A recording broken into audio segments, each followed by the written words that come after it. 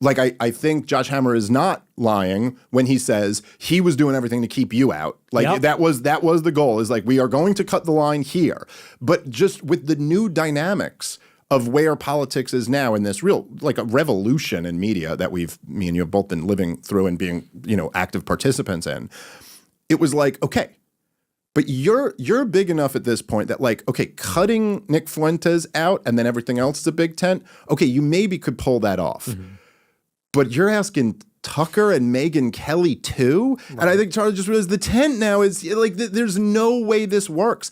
And so I almost took it when he was saying, I have to do this, as going, I'm going to have no other choice to keep turning. And of course, this is the rock and the hard place, right? Because you couldn't be anti-Israel and run an organization like Turning Points, but also you couldn't be pro-Israel and run an organization like Turning Points anymore, because you need the kids and you need the donors. And so there's this, and I think that, it did seem that essentially, like, his calculation, it seems to me, I'm speculating a little bit, but that his calculation was like, okay, well, I'll have Tucker and I'll let Dave do this debate. And then I can be seen as like, hey, look, I'm facilitating the conversation. I'll do all this. But that was way too far for the back. They were like, yo, what are you kidding me? Like, I mean, these are the people who, like, they thought, when Mom Donnie, say a million things about the guy, he's probably going to be very bad for this city that we're currently in right now, and also is just, like, very cringy and awful in a lot of ways.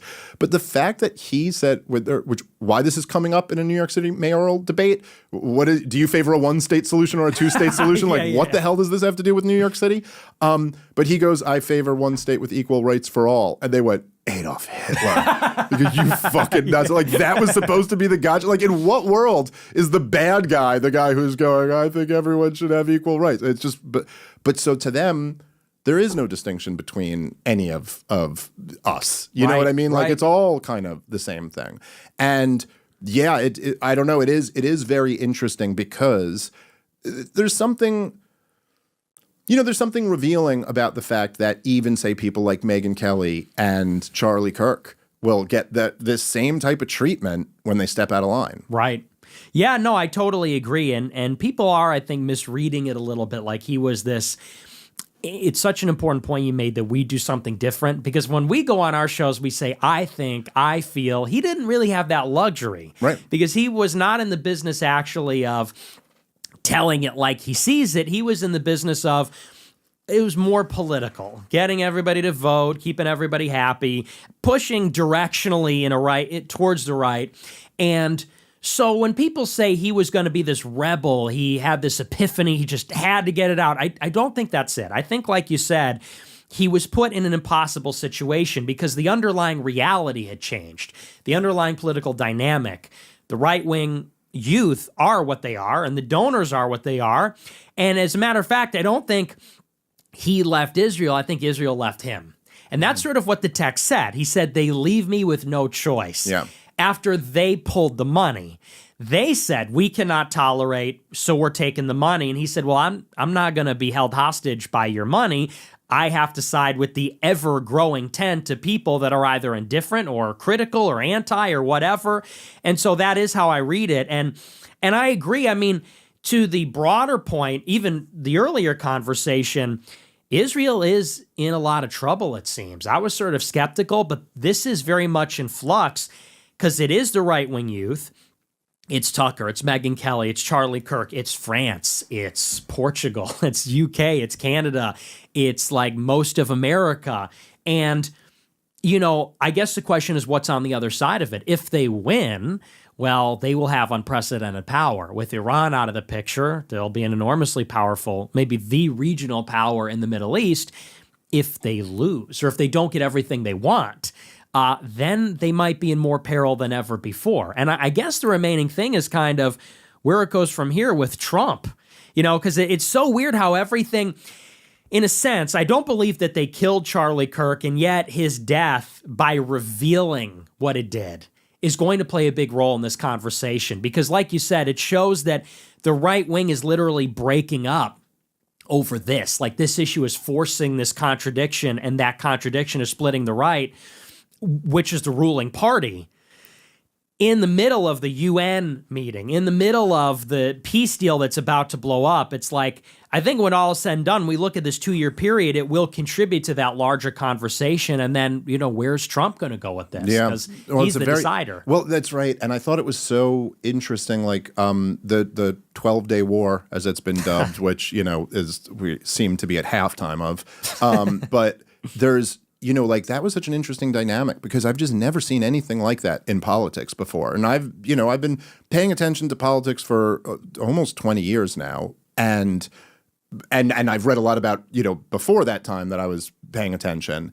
And like, it would be on the level of like, if Barack Obama launched a war and Rachel Maddow and, you know what I mean? All that were like, hell no. We are not supporting this. Or George W. Bush and Bill O'Reilly and Sean Hannity were both like, screw that. And you just never really seen a dynamic like that before. Where what can you do here? You're actually kind of limited in your options. And so, yeah, I mean, it's there's just so much of this stuff is like we're in a new experiment right now. We've never really had this level of uncontrolled, media.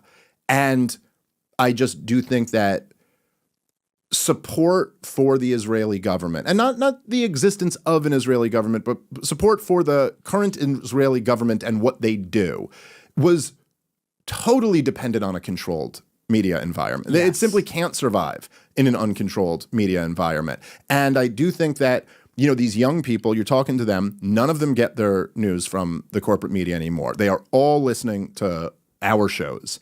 And it's almost like no matter what corner of, say, the internet media that you're in, you've just seen the debates have happened so many times. Like Piers Morgan has hosted so many of these debates. I did one on Joe Rogan. There's been on Lex Friedman. I saw you debated Dinesh D'Souza on that, and every single time, it's almost always the exact same thing. Yes. I mean, like I watched your I'd seen clips of it, but I watched the full thing earlier today, and it was just such a one side. Like, I mean, and by the way, Dinesh, his stock went up in my book just from like the way he handled it. Yes. I thought like I appreciated that. But like on the substance of it, it's not even fair, man. Like, it's not like you're like, one of these times I should have to switch and argue your side because it's just too ridiculous. Like, it's so fucking indefensible. And you got to sit here and pretend like it's just, I'm sorry, you're not going to. And so we're just left in a situation now where, the young people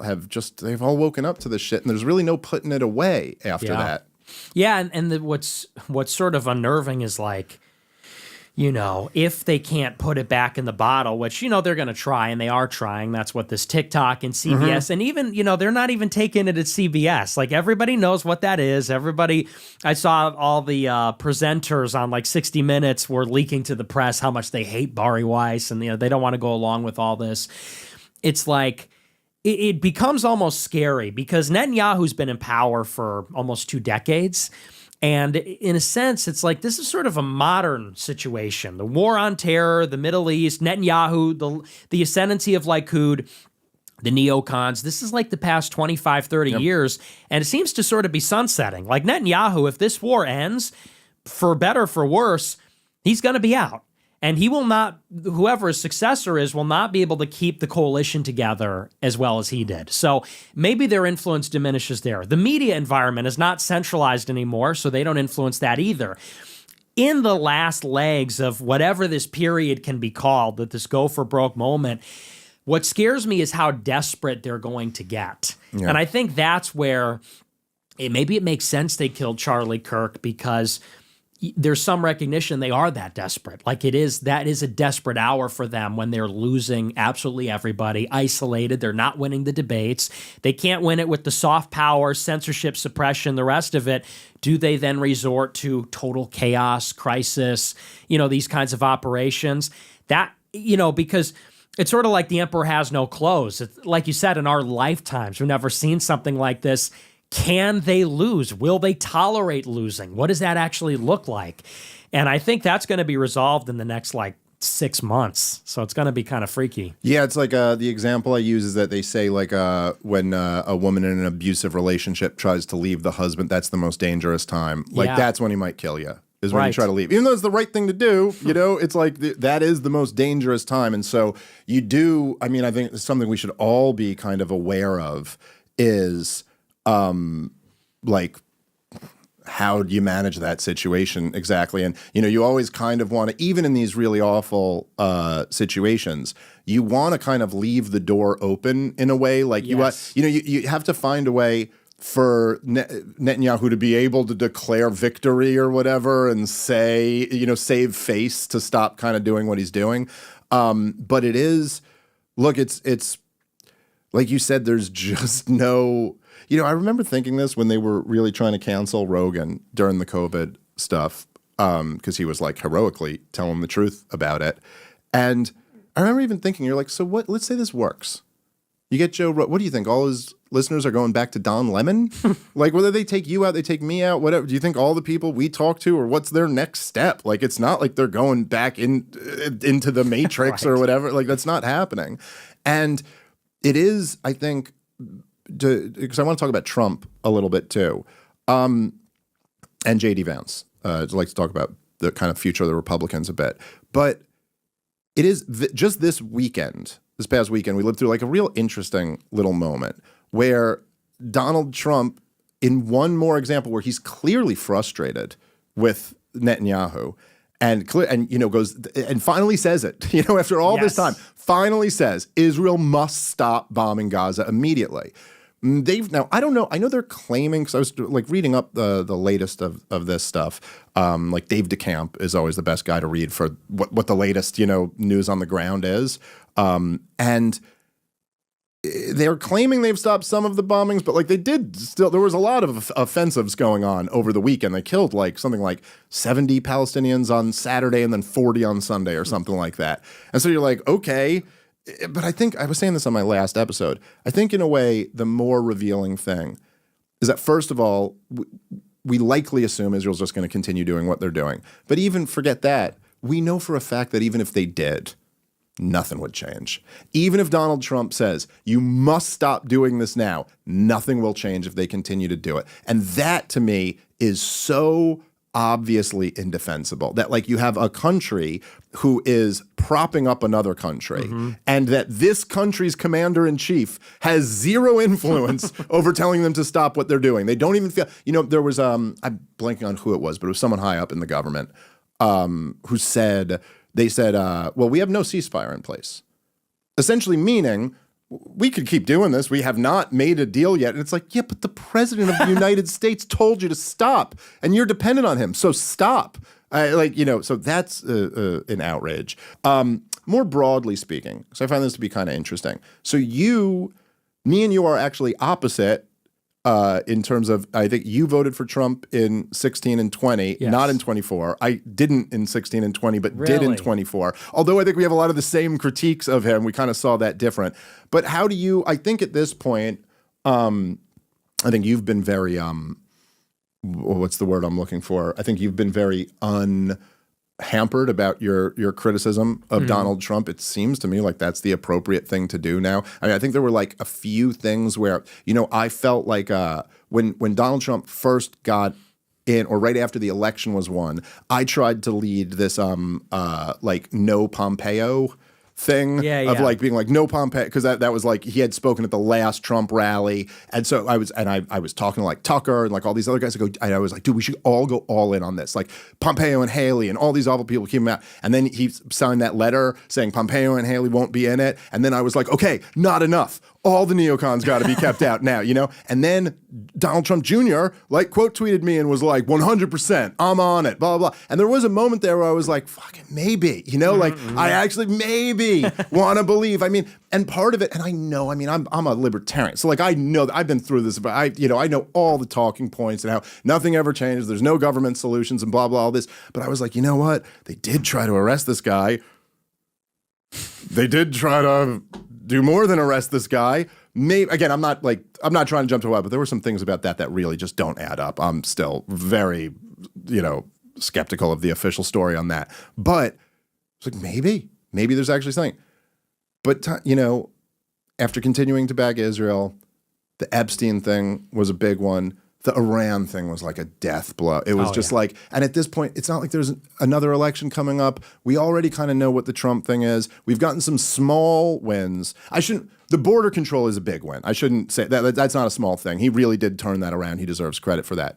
But everything else, Nick, everything else has just been a disaster. And so I don't know. I think we're in a similar place where it's like, no, fuck this. Yeah. I mean, you just can't tell me that it's like we have to just blindly support this while our country's still falling apart.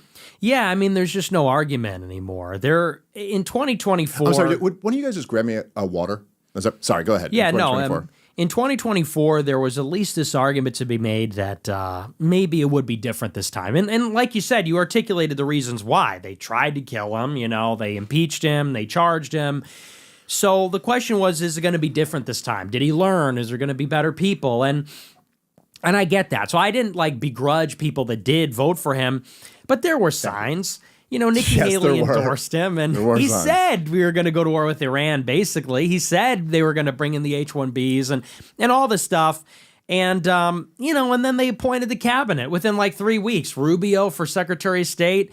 And I guess the interesting thing I have to say beyond what is obvious, which is that it's kind of crashing and burning, is I look at a guy like Kurt Mills, Kurt Mills at AmCon, and, he seems like he's a good guy. Like, he's 100% on board, maybe more with you than me, but, he knows relevant facts. And I remember watching him during the negotiation between Trump and, or I should say, Witkoff and Araghchi or whoever it was on the Iranian side. And he would go on Steve Bannon every week and say, any day now, they're going to make a deal and, Netanyahu's going to be put in his place. And I'm thinking, have you ever seen anything in history? It never goes that way. And it never goes that way because, like you said before, it's sort of axiomatic. Trump is not willing to shut them down. He's just not willing to resist them or go there. He doesn't care enough or whatever the reason is. It's hard to know what's in his heart or in his mind. He won't do it. And then, I think it was 3 days before we went to war, he goes, it's not on radar that Trump is going to attack Iran. That's not on radar.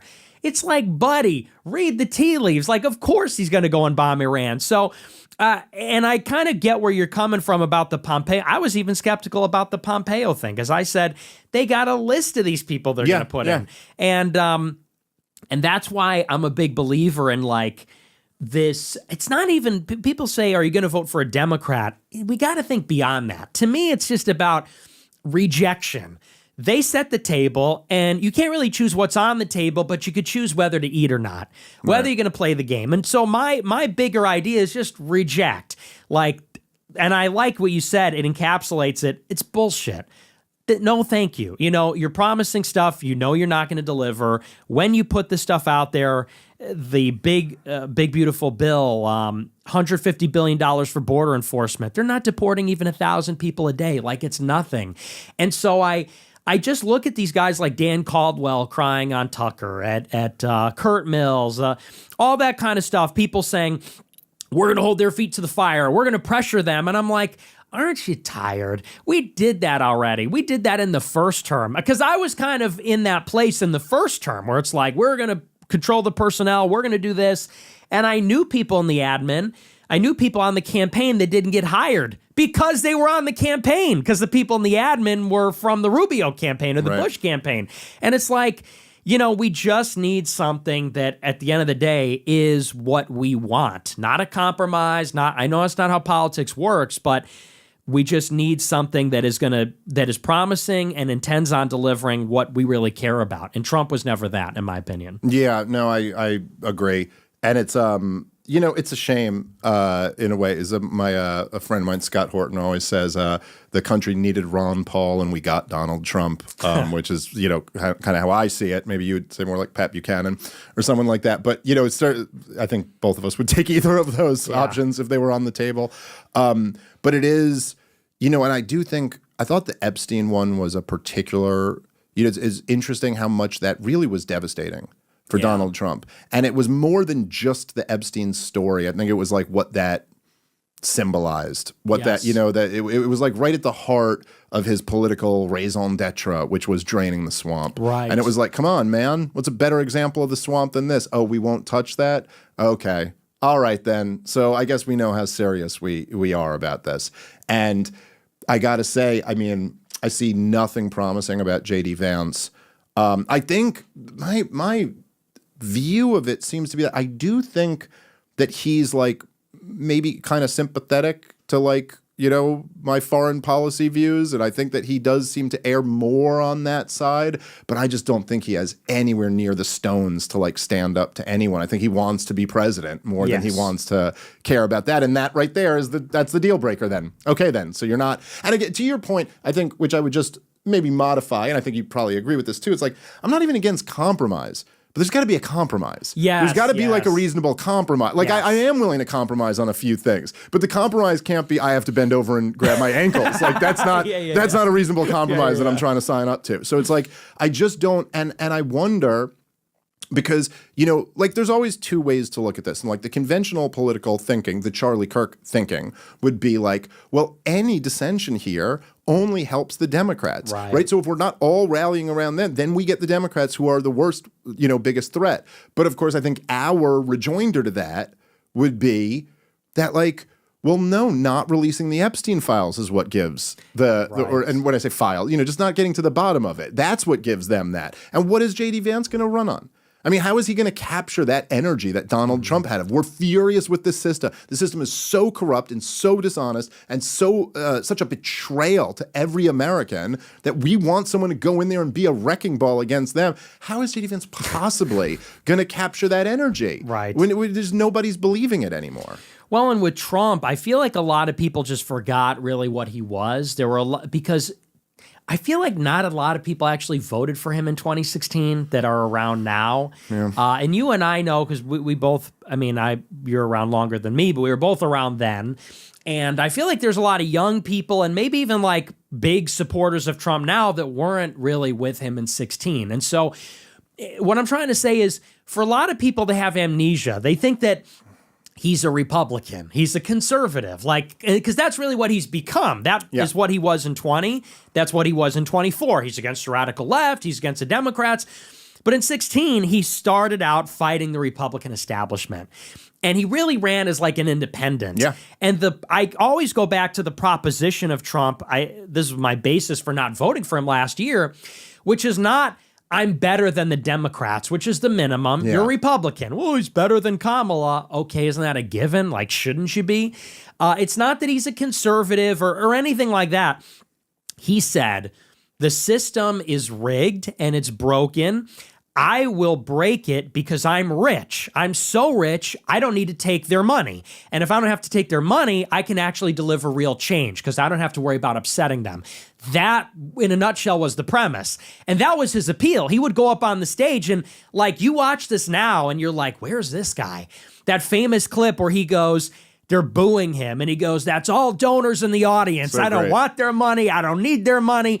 And everyone resonated right, left, and center, said, yeah, fuck the system. That's true.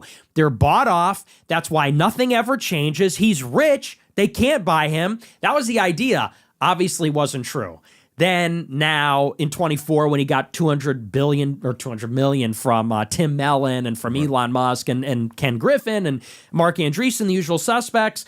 And with J.D. Vance, like you said, it's just even worse. It's disgusting that anyone's even considering voting for him, to me, because it's like, at least Trump had kind of a claim to be that guy because he was this like bombastic billionaire from the private sector. Vance is like your prototypical political artifact, like a creation in a lab, like fake career, fake name, fake book, patrons in the CIA, like he's a nerd. He's not even really that conservative, you know, the fake conversion. Maybe he's a real convert, but it seems too convenient. Like he's everything that Trump ran against. He's like Jeb Bush. He was calling Trump a Nazi and voted for McMullen, and it was a never Trumper. So, and I'm just unloading my case against him, but it's like they could not be more different. So to your point, how are you going to sell that? I don't know how any MAGA person is buying it, but I think they will. And there's another thing where, like, you know, the vice presidency, you know, the role, it's an interesting job because there's really not a job.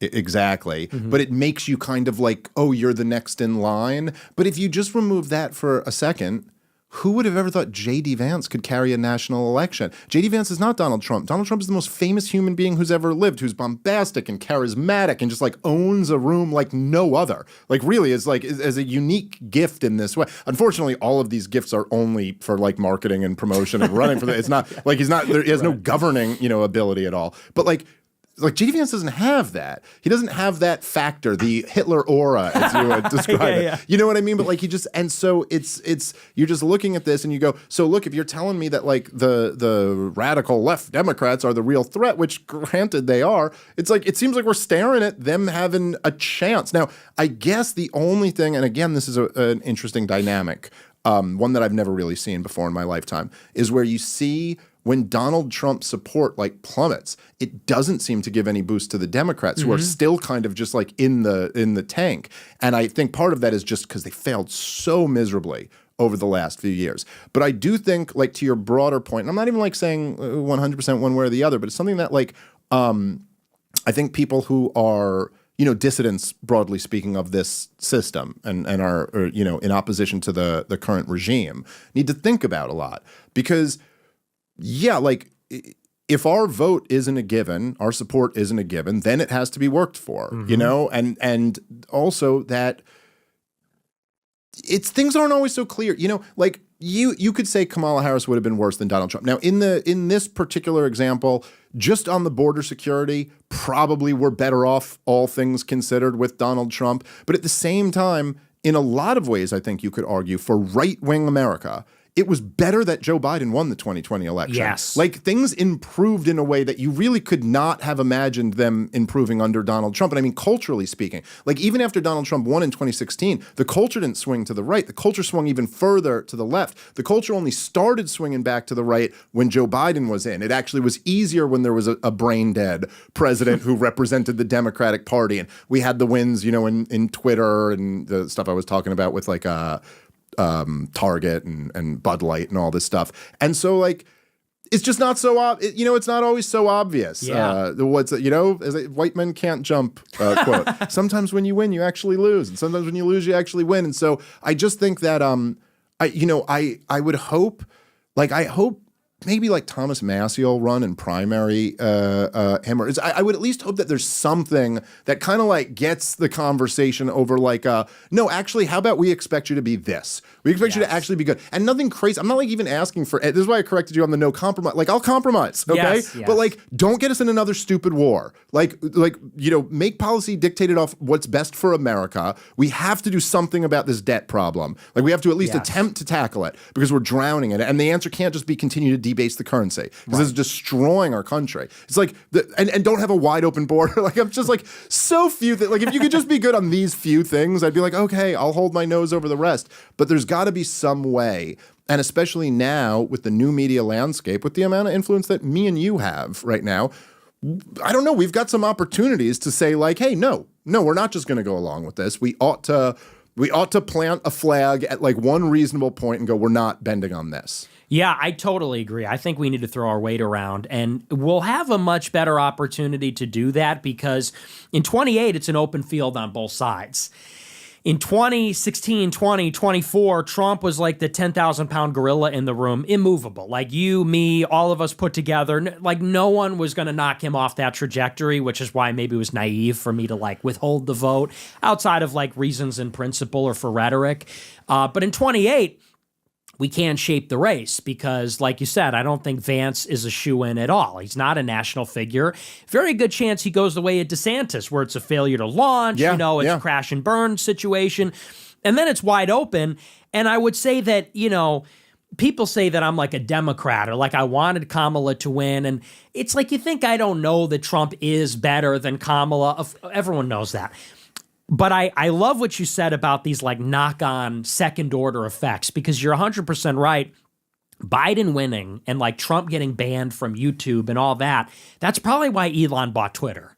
Like that maybe doesn't happen in a universe where Trump won the 2020 election and all the other downstream effects that took place. Trump being president now is sweeter than it would have been from 20 to 24. And you could have never predicted that, like you said, that Biden winning would force the pendulum to swing in the other direction.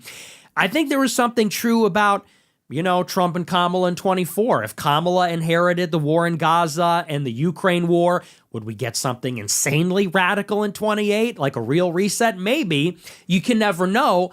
What I would say, though, about 28, and this is maybe new, is like when you look at what Trump is doing, he's creating a lot of tension right now. The ICE raids, the militarization of law enforcement, the war everywhere in Venezuela, Ukraine, Iran, the advance of AI and technology. It's like, if a Democrat wins in 29, I'm moving to another country, because whoever comes into power from the left is going to want blood, because they're going to want vengeance for all. If they regroup, that's sort of presumptuous. Yeah. If they regroup and reorganize, they're going to kill us, because like in Chicago, I live right by where this is happening. They set up this detention facility. They're rounding people up, putting hype edits of it on Twitter. It's pissing liberals off. Liberals are going to the place, protesting.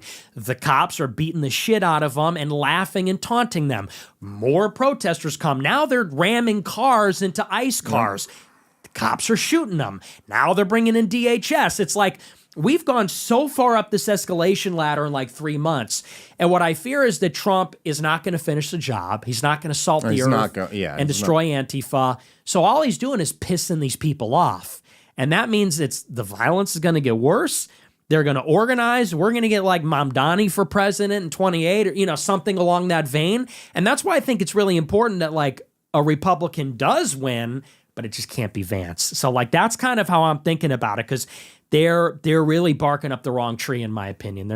They're signing checks they can't cash. Yeah, I mean, like, I wouldn't entirely close the door on Vance. I'm just like, he's got to show me something. Yeah. I got to see something that makes me go like, okay, I can get on board with this at least, which I just haven't seen yet. And I do worry about that a lot. I think it's something that, like, you should pay attention if you think about, say, like kind of the way the culture shifted over the last few years, which really is hard to like overstate how crazy it is, dude. Like me and you talked 5 years ago. We were living in a different world when me and you talked 5 years ago. It's not that long, And there's and you could obviously see right now, like looking at where the culture is, you're like, oh, the woke progressives really overplayed their hand in a lot of ways, right? And then there's a lesson in there to be learned that like things can change very quickly.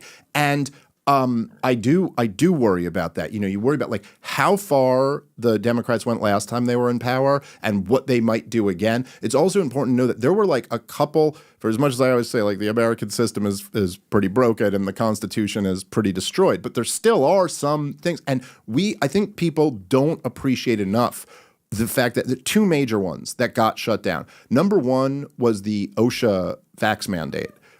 Joe Biden had legislated that every company with 100 or more employees must fire anyone who doesn't get this vaccine. This would have been a huge event and massive control of government, particularly, not explicitly targeting right-wingers, but who the hell wasn't getting the vax, And then the other one was the Ministry of Truth, which ended up getting shut down. Now, both of these ended up getting struck down, but man, might we be living in a different world had they gone through. And so who knows what they would try to do again.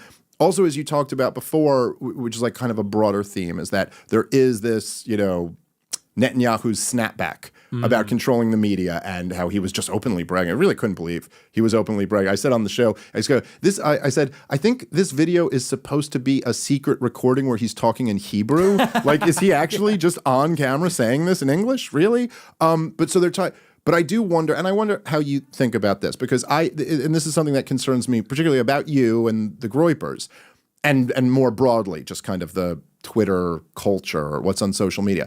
It does seem to me like I'm slow motion, almost like watching this movie play out, where it's like it would have seemed impossible 5 years ago. 5 years ago, or I guess 6 years ago, the second time you were on the podcast, you had just been kicked off YouTube. It was just ramping up that like, hey, you simply can't do these things on YouTube. Even like I'm going to put this up on YouTube. I guess we'll test it. We'll test where they're at now. But I just think you're doing other interviews that are up there. I figured, why not? I think it's okay. We're in you can say things on Twitter now that you couldn't have dreamed of saying. But now that the censorship regime has been rolled back and like Nazi shit is just flooding in, it does seem to me like, oh man, this is like setting up the pretext. It's setting up the pretext for like, hey, you guys wanted to have freedom of speech? Well, here's what it actually looks like. Now can we all agree that this must be shut down? And like, now, I'm not saying I know that's going to happen, but it's a real concern of mine. And I wonder what you think about all that. I totally agree. And the first time that kind of was clocking to me was when I think it was on Fresh and Fit. And I love Myron, and I like Fresh too. But it was on their show where I think some like ghetto black woman said like, fuck F the Jews and we love it. And it went like super viral. And like, yeah, I think I saw this clip. Usual Suspects seized up on that. And it's like, and I didn't say anything to him privately, but you could see where that's going to go in very short order, where there's no shortage of stuff like that you can find, that certain people are putting out there on a daily basis. And it's not measured. It's not nuanced. There's no point. It's just vulgar. It's vulgar. It is hateful. It definitely probably crosses a line. It doesn't like serve the conversation. Like, it's one thing to say Jewish identity, blah, blah, blah. It's another to say F these people. Like, that's different. And I 100% believe there's going to be another censorship push, and they're going to use shit like that to justify it. So that's why I've really tried, and I'm not the most disciplined person, but I've really been trying this year to be more restrained and measured. And that, and the audience, they perceive everything as cucking. If you're not sprinting towards the most vulgar, extreme, fanatical, they say that you got the call. But it's so important because there is a window of opportunity here. And you and I have been around long enough to recognize that because you're right. It was a different country in 2015, completely different country. And we don't want to squander that. But then again, you wonder how much of it is even in our control. Will they do it anyway? No, I think that's right. We should control what we can control. No, I think that's right. And I think that, it's something for us to even, always keep in mind too, because it's hard, like when you start growing, I know I'm sure experienced this, right? But it's like like when you have a show and it's getting like 10,000 views a show, you can kind of know your audience. You're like, I know what my audience thinks. When you're getting like 500,000, views in a show, it's like, if 50,000 people are furious at you, it's like the whole lot. But actually, no, that's not the whole lot. There's a much bigger audience. And like, even as you've said, as you've been trying to, not moderate isn't the word, but like just be more careful or just be more mature, I guess, which is natural for all of us. I mean, I'm still a big child in a lot of ways. But you kind of realize that it's like, well, as you're doing that, actually your audience is growing. It's not like you're losing your audience. It's not like they're abandoning you. I do just think that there is, like even what you were saying with that, it goes, the problem with, because who the hell cares what some ghetto black chick says on Myron's show, And I like Myron. I've done his show before, but who cares what one of these fucking chicks says on there? But the reason to care is because that is the type of thing that will convince normal, reasonable people that, you know what? In fact, you're right. This is too fucking insane. Like they're praising Adolf Hitler. Like this is, and so you just like, I don't know, like in the same like vein of these second and third order effects, it's like I just think you want to try to encourage people to be smart. You're right, we can't control what our audience says, and me and you have experienced that in the last couple of weeks. A very clear demonstration of that, and that's good. Our audience shouldn't just be taking our orders or anything, but we should exert influence where we can and go like, hey, think about this. Just like be smart and think about what you're setting up here, because of course, like there's no question that they're thinking about plugging up this hole. Now, what they're going to be able to do about it, who knows? It does feel to me like maybe this thing's gotten away from them, but it's not like they don't have a few tricks up their sleeves. And so I think we should just think about these things and what the response to it might be, because they're certainly planning. They're very aware of this. That's one of the things that was interesting about Netanyahu's meeting there. It was so interesting that, I mean, I know you must have just been cackling, laughing like I was at this, but the fact that Netanyahu had to deny that he had Charlie Kirk murdered multiple times is like they're aware that things are different. You know what I mean? Like it really is just so hard to imagine. Maybe because I'm a little older, it's like even more hard for me to imagine, because it's just like, this is so unthinkable. It's so unthinkable when I was younger that this would be the case today. But it is, and they've got their eye on this as well. So we're, like you said, we have a an opportunity that feels almost like a trap. Yes. You know what I mean? Yes. Like, you know, it's like it just like has that feeling like you're like, wait a minute, this whole thing has been lifted and we're all cool now. It's like, wait, we all agree it's retarded to trans kids? Everyone agrees. Okay. That's kind of interesting. But at the same time, it does feel like, okay, the second act is coming, or the next act is coming, and I worry about what that's going to be. Yeah, I totally agree. You're waiting for the next shoe to drop, you know, because we've experienced this like suffocating political control that seems like they almost know every permutation of how things are going to end up. And now it's like, so Mark Zuckerberg decided free speech is good now? Like, I don't believe that. I don't believe that there is an ulterior motive. And I think that I'm always just in favor of doing the thing that's unpredictable. Because if to the extent that they have power, it's because they can predict what will happen next or how we'll behave. And so that's why I try to just surprise people and do the thing they're not expecting me to do. Like if they bring me back on Twitter and maybe there's an angle, it's because they're expecting me to be what they think I am, which is a troll or a hater or whatever. So maybe walk it back or be restrained or, you know. And I think that we really need to be intentional and cautious. Like after Charlie died, I called up a lot of people that I know that are like influencers.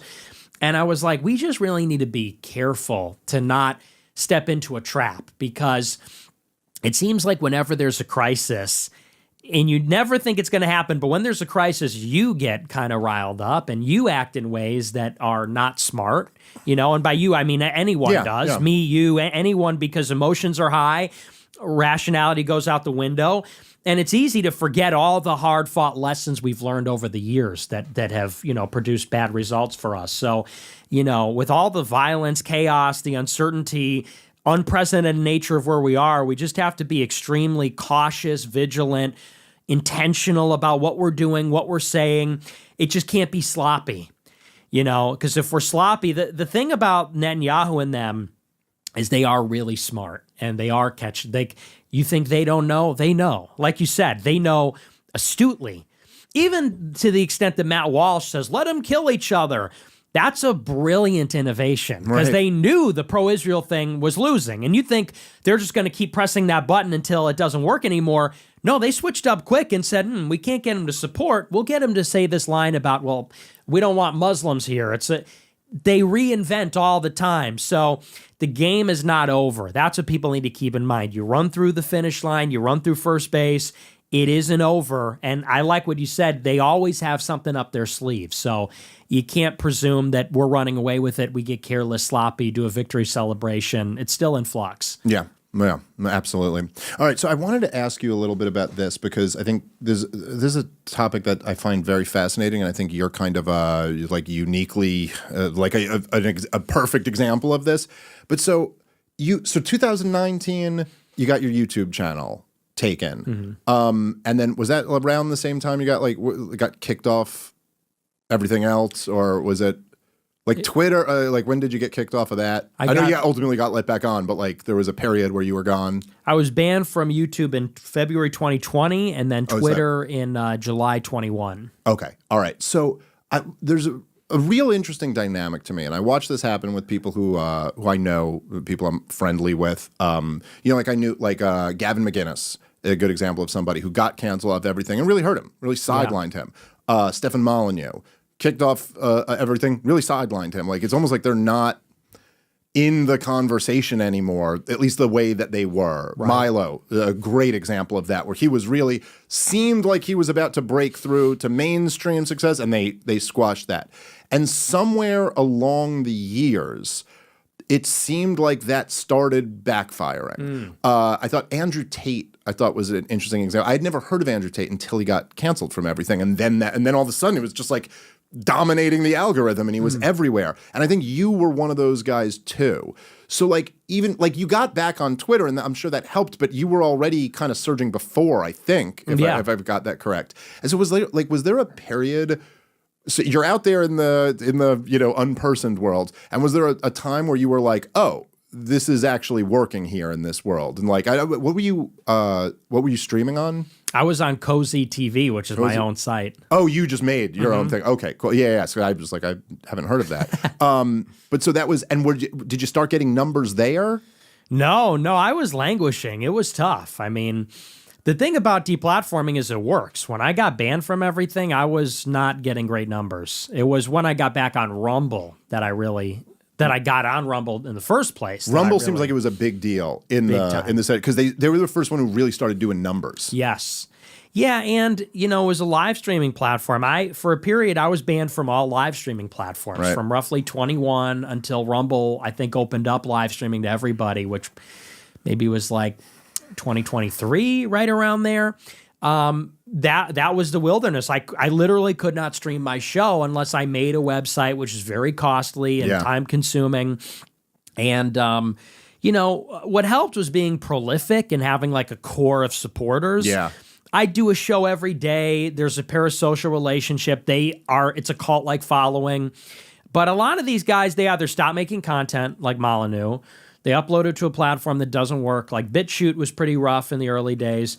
And Gavin put all his stuff behind a paywall. And that's just, in my opinion, a bad business model. Because it's like you got to give out the free samples to get people to walk through the door. Right. And when it's to pay to get in, you don't get the conversion. You don't get new listeners. Yeah. Exactly. So I had a strategy where I said, I'm going to take a financial hit. Like I made no money for 2 years, but I knew it's like if I keep people coming through the door, eventually things will change or I could still make a little money if it's free and if it's good.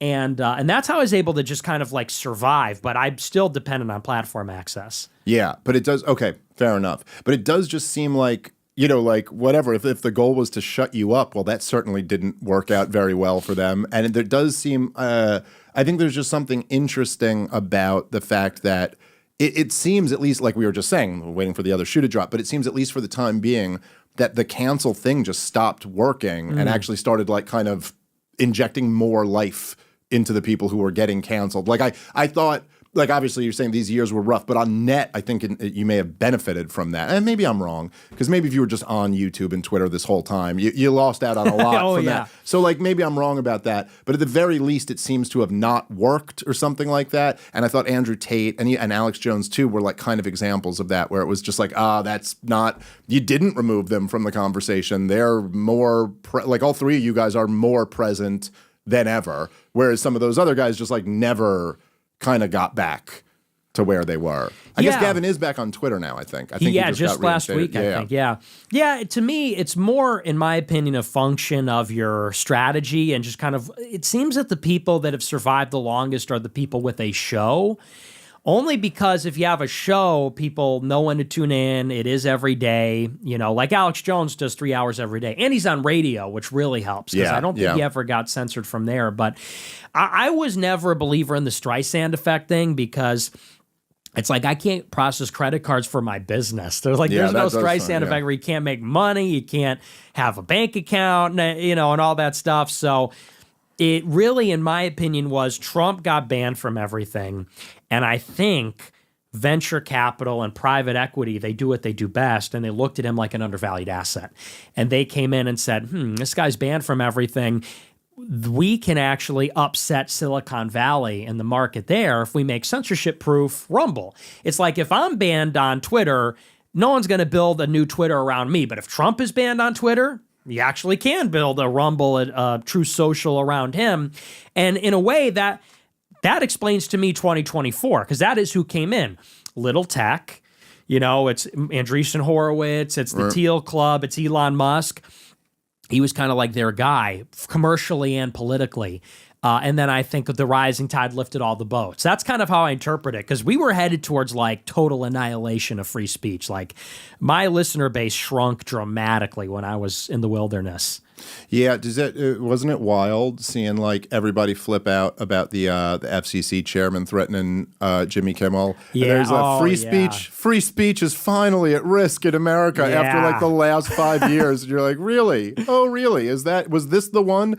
Which, by the way, was a stupid thing for the FCC chair to say that. Totally, like, talk about seizing defeat from the jaws of victory. Yes. Like, okay, now you handed them a talking point. This guy is dying in the wilderness, this is a couple other things I want to talk about. I want to talk about censorship, and then I want to hit like Tucker, Candace, and some of that stuff. And but so there there's just been a lot of questions that are raised over the censorship stuff. And like I said, there's some areas that I struggle with myself, like how exactly I feel. I think I kind of landed about where you were on the Charlie Kirk thing. Like, look, like the government shouldn't be involved. They're not technically inciting violence, but like there really should be consequences for this. There should be some type of social consequences. And in fact, I'm a big believer in social consequences.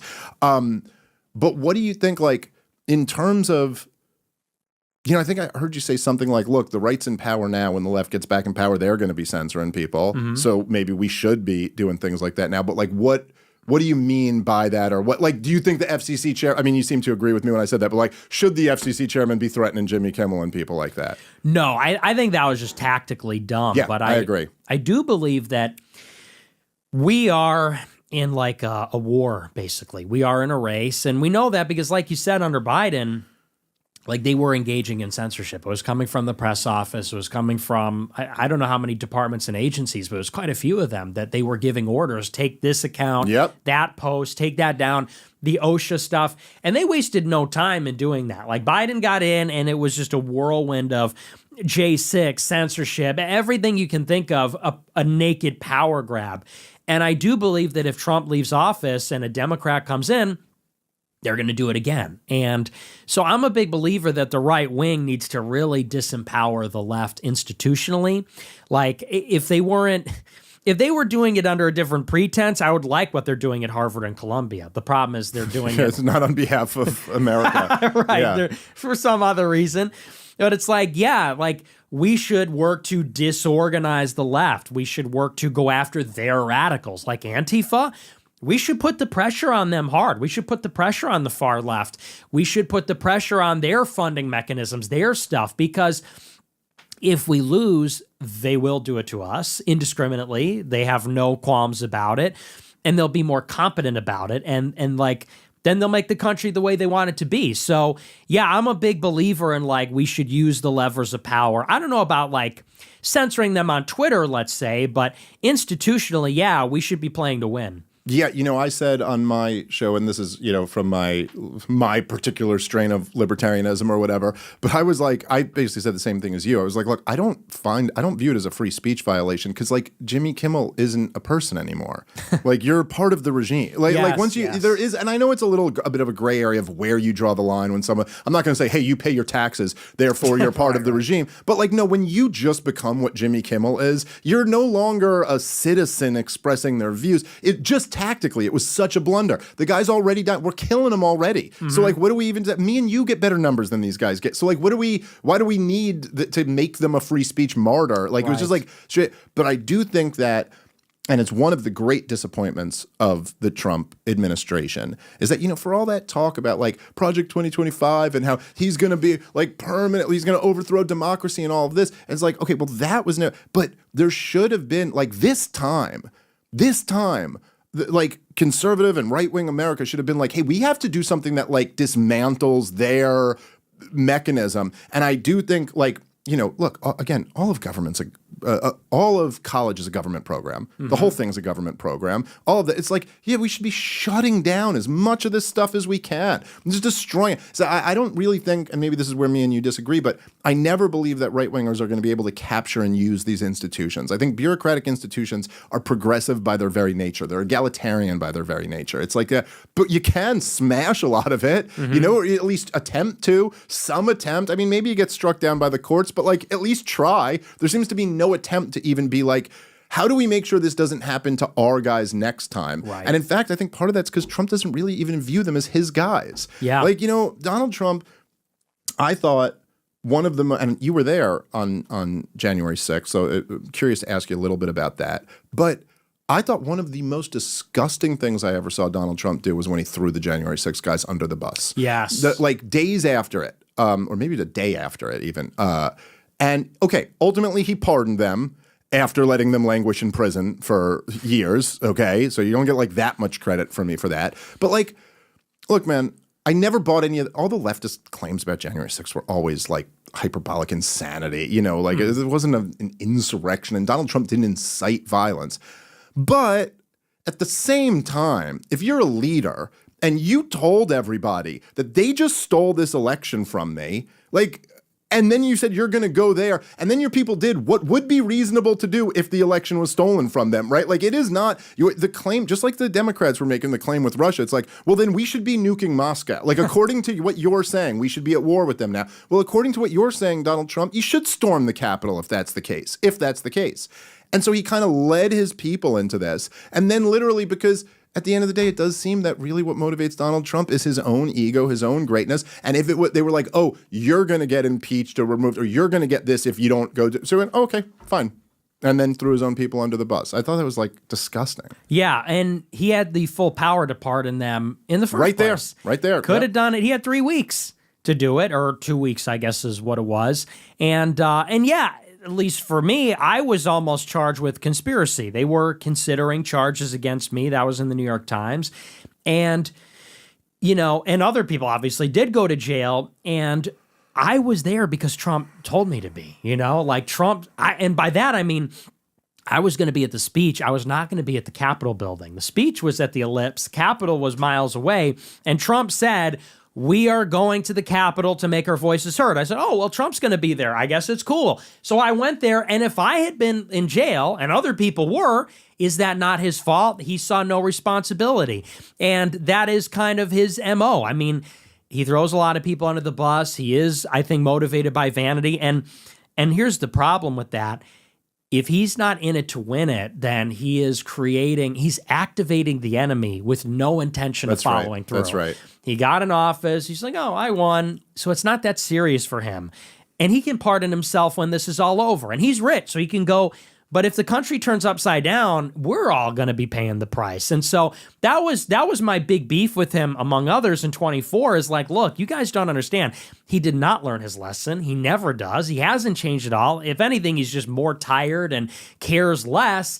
And as a consequence, it's going to be just as inefficient as the first term, in which case we shouldn't even bother. In which case we're better off not poking the bear. Let's just let Kamala catch the hot potato and forget about it, because he's going to start something he can't finish. That was kind of my problem. Yeah, it's in a weird way, it's kind of true about the people who stormed the Capitol building too. Like, you're like, yo, I don't think you realize what you're doing. I know you think this is funny. Like, I know you think it's funny. Oh, you fart on Nancy Pelosi's desk? That's really funny. Hey, you know what government is? It's not your friend. You know what I mean? Like, these are the biggest, most powerful gangsters in all of the land. And like, they're going to crush you and lose no sleep over it. And, I was, like I said before, like, I voted for Trump in 24. I didn't vote for him in 2016, but I was rooting for, like, it couldn't help. But I mean, like, the 2016 election day coverage will forever go down as just like the greatest thing ever. Like, the montages of MSNBC and the Young Turks and all this stuff was like, but I guess I'm friends with the Young Turks now because we're all against the genocide or whatever. But like, at the time, it was just like so amazing. 2020, I wasn't even rooting for him because I really did feel exactly that. Especially, I was just so furious at him for the year that was 2020. I mean, like, talk about just like, my God, what a failure. Like, in the moment of your life, you were in the seat of power and failed so hard. And just, instituted totalitarianism in the United States of America. It's like the craziest shit ever. And I did feel exactly like you felt, which if people can remember back, I mean, 2020 was such a crazy year with the mass riots in the streets and the censorship and the lockdowns and all of this. And I was just kind of like, what do we get for this? Right. Like, it's okay. Like, we're kicking a hornet's nest and without a plan associated with it, like for top marginal tax cuts or something like that. Like, what is and it just seems like, which you get from Dick Cheney anyway, like, so it did just feel like that. And I think that's a really wise observation that, like, you never want to, like, it's the same way I feel about January 6th. Like, what are you doing?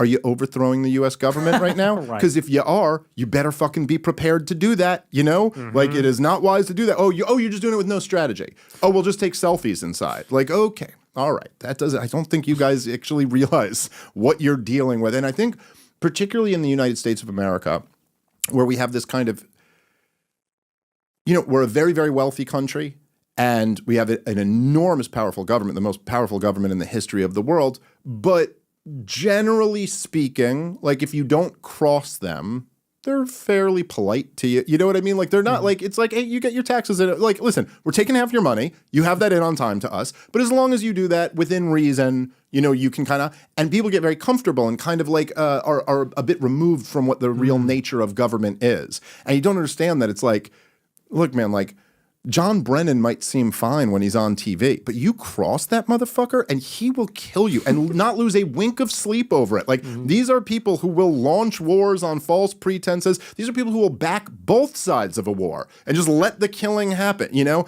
And man, you really want to be careful about crossing them.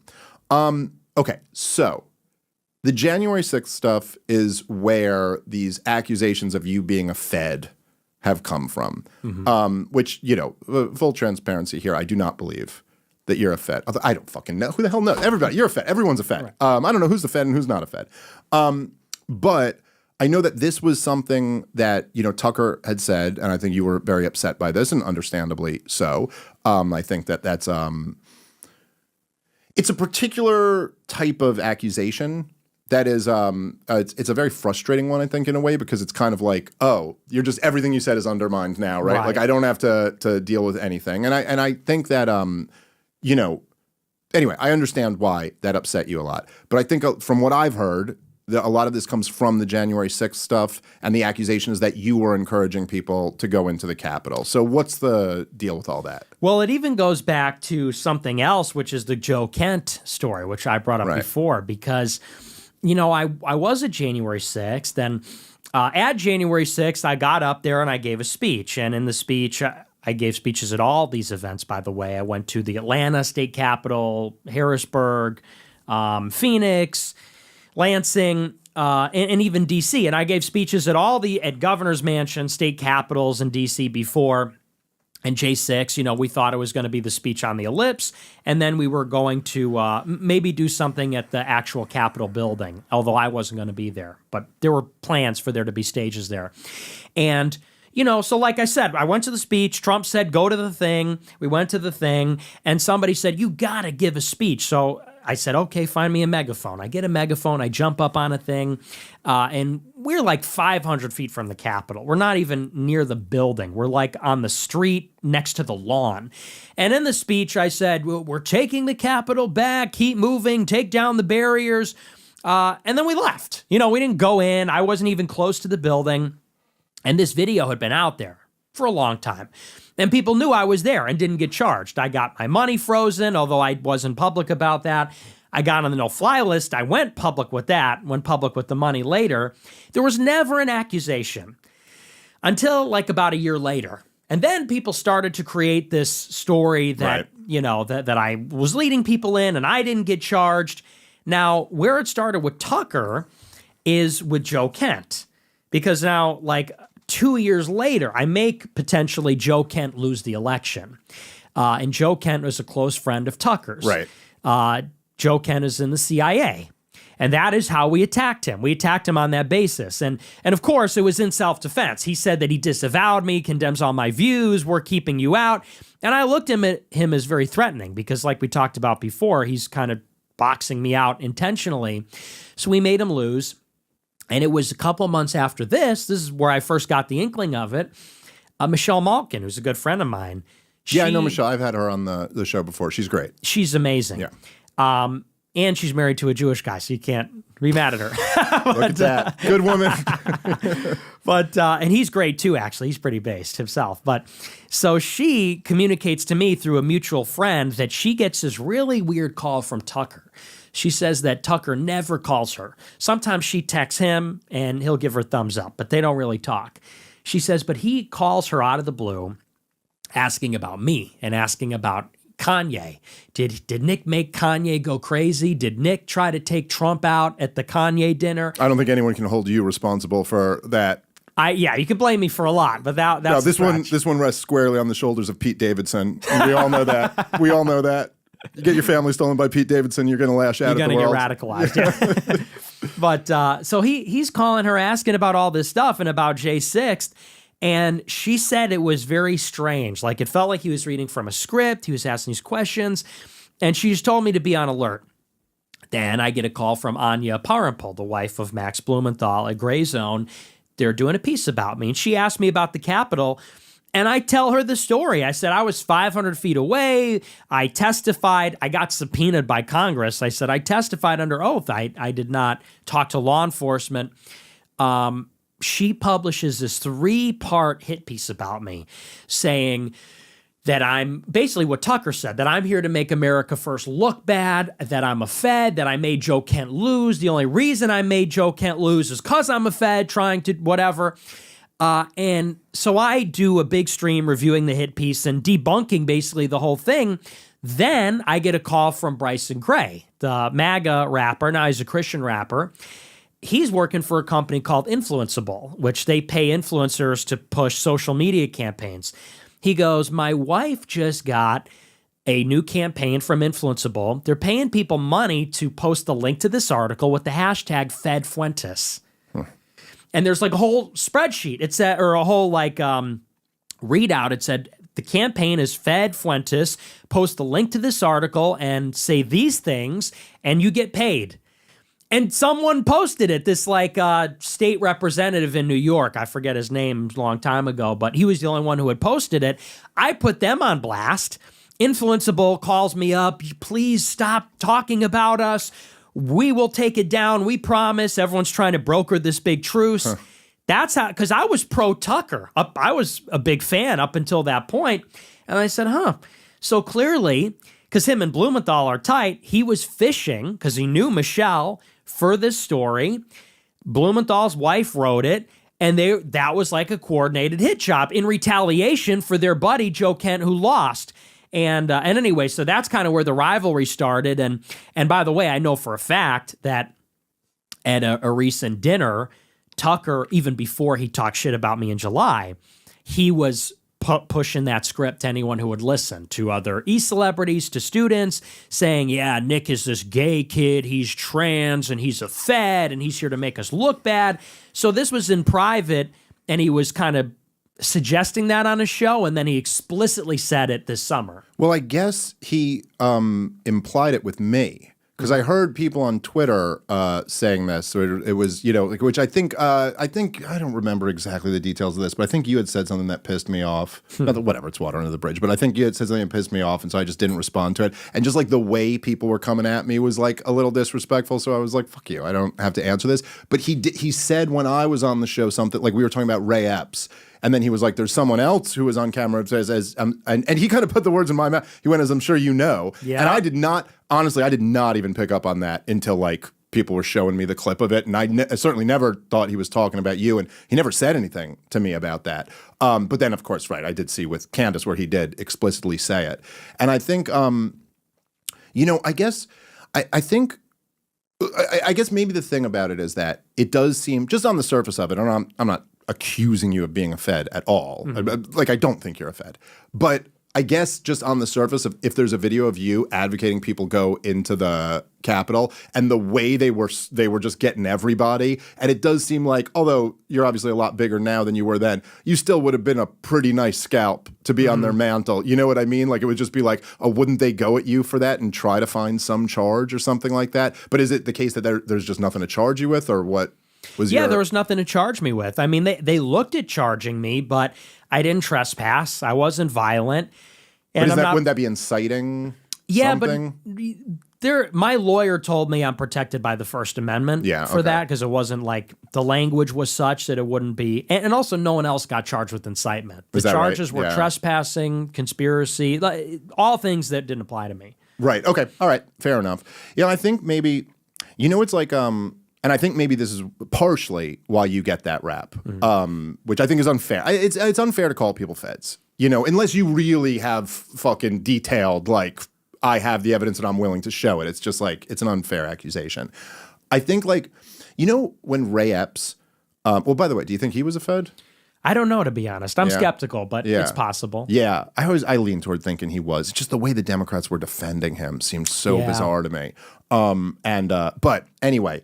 So, like, there's that famous video I'm sure you've seen, everyone's seen, where Ray Epps is in the crowd and he starts saying, we're going to storm the Capitol. And everyone immediately around him starts screaming Fed. Now, in that moment, they have no way of knowing that he's a Fed. Mm-hmm. But it's just like, dude, that's what Feds do. That's what Feds do. They come in here and do this. And I think the reason why you might get some of that is because... in the same sense, I think there's a certain feeling of like when people are opposing Israel and opposing the warfare state, and then someone else goes over, it's like, no, and we got to attach that to Nazi shit or something like that. Not that you literally say that. I'm using these terms loosely. But like there's a feeling of almost like that. Like just like with Ray Epps going, hey, come on, man. That's what they're trying to cast us as, not as this.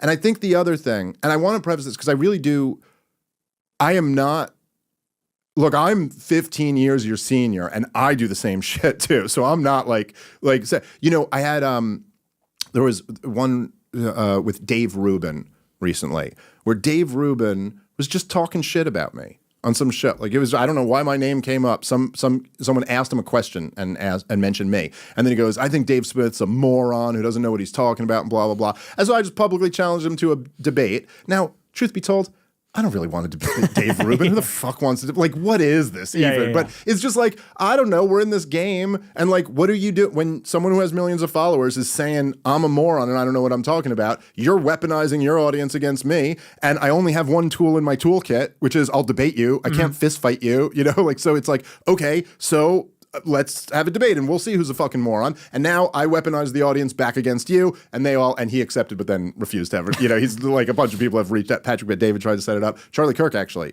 tried to set it up. It was supposed, Charlie Kirk wanted me to come debate, and I said, how about Dave Rubin? Because I know he lives in Florida, and it was right when we were talking our shit. And then he was like, no answer from him, like both of them. But so like, I get like, if someone attacks you feel the need to attack them back. It's kind of the game we're in. I do think though, when you're, you know, it leads easy to the perception when you're kind of attacking me, attacking Tucker, attacking Candace, you go, well, what purpose are you really serving here? You know what I'm saying? And it's like, it seems like any voice that's critical of Israel, you know what I'm saying? Like you're going after, and then it does make people say like, do you get the point I'm making? It goes like, okay, so what, number one, you're saying we got to attach all this toxic baggage to our opposition of Israel. And then number two, anytime there's a critic of Israel who's resonating, it seems like you're trying to take him down a peg. You get what I'm saying? I do, and from the outside looking in, I get it. But I would say that with Tucker, it started before all that. It started before he was ever criticizing Israel. This was in 2023, at the beginning of 2023. Before October 7th. And, you know, Tucker never said anything negative about Israel up to that point, with the exception of one thing he did about the ADL. And, you know, same thing with Candace. I mean, I supported Candace like I supported Tucker to the hilt. I had an account called Standis Owens. I stan Candace Owens. And we were like gassing her up during the whole thing. And all I ever said about Candace is that it felt like she was kind of blowing smoke up my ass about why she wouldn't do the show with me.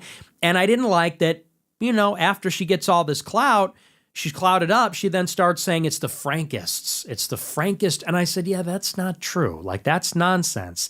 And even this year, she invites me on her show, and I ask her, I said, well, is it going to be a hit piece? She goes, no, I don't set anybody up. I get all dressed up. I fly down there, look into, you know, she extended the olive branch, I accept. And she's motherfucking me about drama from a year ago, about you, about are you racist? Are you anti-Semitic? Why aren't you married? All this kind of stuff. It wasn't a friendly interview. I don't even think it was cordial. I think it was basically, it was an attempted hit job. And, you know, so like with you, I mean, look, we have disagreements, and here we are talking about them. And I think I said during my show, like, I like you and I respect you, but I also speak freely. And if I disagree, I say something. And, you know, these other people got to recognize, like Tucker and Candace, they're more powerful than me. They have institutional backing. Tucker is from Fox. Candace is from Daily Wire. They never got censored from anything. Me, I never had any. They tried to throttle me in the crib. By they, I mean conservatives, from the time I was 18. And I've been banned from most things for 5 years. So it just, to me, it's like a little unfair. It's like when Ben Shapiro quote tweeted me with 1,000 followers. For Tucker, well, that's something else. I mean, I think it's similar. I mean, Tucker and Candace getting together and saying, oh, this guy's like a fed. It's like, yeah, well, you guys have millions and millions of followers that you accumulated serving the system that I was getting killed by for 5 years. So that's why I feel like I have a special license to attack, because it's punching up. But, you know, I don't know what to make of Tucker and Candace. I would say, if I was being charitable, that there's immense distrust on both sides. Yeah. And for obvious reasons, because I'm an unknown quantity on the outside who, you know, they probably don't watch everything. They don't know what's happening down here. And on the other side, they are exiting the institutions. So from someone on the outside, it's like, are you CIA? Where are your loyalties? What do you really believe? Are you concealing what you really believe, and to what extent? And so, I guess when I gave Tucker a black eye, so to speak, and kind of retaliated very strongly, maybe at the minimum it made him just kind of respect what I represent. But I'm open to all possibilities, making up with either of them. Well, that's good. I think it's good to be open to that. I remember that, and I don't know that this is true, right? Like, I don't know if David Duke is a Fed. I've never met David Duke. I don't know him. But I remember he used, in 2008 and 2012, he came out and endorsed Ron Paul for president. And then this was, of course, used against Ron Paul. And I remember going, oh, you're a fucking Fed. Because, like, if you're not a Fed, then fucking don't endorse Ron Paul. Like, what are you doing? Do you hate him? Like, this would only make sense. Like, if you, and so I think there's just something, and I'm saying, like, from the perspective of Tucker Carlson, who is in a different generation and a different time and a different, I think there might be something of that where it's like, dude, this looks, you know what I'm saying? Like, to me, like that. I also think, and this is something I've struggled with myself, maybe like a little bit of imposter syndrome or something, or just the fact that guys like me and you, it's a little bit weird when you're kind of like, like you're grinding and you're doing your job. You're doing what you do. We do shows. And then like you kind of look up all of a sudden and you're like, oh, I'm like kind of up here in this. You know what I mean? Like there's a lot of like people who are doing shows who aren't like, and I think that, like I had this when I was debating Alex Berenson, who just is fucking horrible. And I probably never should have done that. I got sucked at this. I'm embarrassed by it, But I mean, whatever. It's just, it's like the same thing I think you have sometimes. Like, whereas like, there's got to be a price tag to this. Like, you can't be allowed to just shit talk me like this, right. Like, especially when, and for whatever reason, maybe there's something about me, my personality, but I'm much more offended by someone calling me a Holocaust denier than I am by someone being a Holocaust denier, if that makes sense. Because it's just like a fucking dirty trick to try to get me with. And there is, I mean, we didn't get it. We could talk a little about the Holocaust if you want before we end. But like, there isn't like, I do believe the Holocaust happened. I do have family who's suffered in it. I also, like I said before, don't believe that should be like, that suffering should be imposed on everybody else. And I don't think it makes sense that everyone ought to be going to our museum or something. Like, I find that to be weird. But to claim that I'm denying that is like a real fucked up thing. And in my mind, I was like, you work for the New York Times, dude. You pinned this to your Twitter, like this accusation of me. But then I kind of noticed as we were debating that, like, in my mind, I'm like, dude, you're the fucking New York Times guy. I'm some comedian. Right. And he's like, dude, you're Dave Smith. I'm just Alex Berenson. Like, he kind of had that. Yeah. Like, he didn't exactly say that, but I almost started to realize that it's like, oh, yeah, I guess I kind of got to, like, recalibrate in a way. And I would just suggest, just humbly suggest that, like, while you view it as, like, Tucker and Candace are up here and I'm just this guy down here, even the guys at the top, as I've gotten to meet them, they're also just people. And they also just, like, even that when you're talking shit on your live stream, you're like, I don't know, I'm a fucking kid in my basement talking shit on my live stream. But actually, like, maybe they heard some of that shit, and like, actually, and they look at it much more of like a parody relationship. Like, I know, like, I just know that you, and I don't, this is nothing that Tucker ever told me. I'm literally just speculating. But like, you went at Tucker pretty hard. I remember after the 2020 election. Yeah. When he was basically saying, I have not seen any evidence that this thing was stolen. And to be fair, like, you went at him in a pretty harsh way. And so I'm just saying, things like that, like, I think guys like me and you often feel like, well, who the fuck am I? I'm just some guy talking shit, whereas, like, people see more than you think, and they are aware of it. Yeah. Just saying. Well, and I get that, but with Tucker in particular, the Fed, if he came out and said, I don't like that kid, that's different than saying he's a Fed. Agreed. And he said, I know that. And it's like, but I'm me, and I know that's not true. How can you know something that's not true? Like, and people don't have to believe me, but I know what I know, and Tucker knows what he knows. And I've been accused of being a Fed by several people, that I'm here to ruin libertarianism and here to do all this. It's an amusement. And of course, I've been accused of being on Qatar's payroll, Yes. which is like, when did they start sending the money? I have no idea. Yeah. I'm doing Is it in the everything. mail? Like, I mean, come on, guys. Yeah. So yeah, no, I get, look, and obviously that's license for you to respond, more than license for you to respond. So I understand that. I couldn't, like, obviously I love Tucker and I love Candace. They've just both been very good to me, but I could never tell you, like, oh, you shouldn't go back at that. Right. And in fact, as I was watching it, I was like, well, Nick Fuentes is gonna go to work here, because also like that's kind of,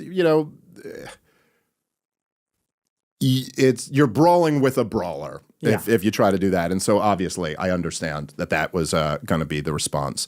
I guess from my perspective, because like even what you're saying with Candace, with the Frankists and stuff, like, or the Brigitte Macron stuff, like with a lot of this stuff, I try to be somewhat fair. Like,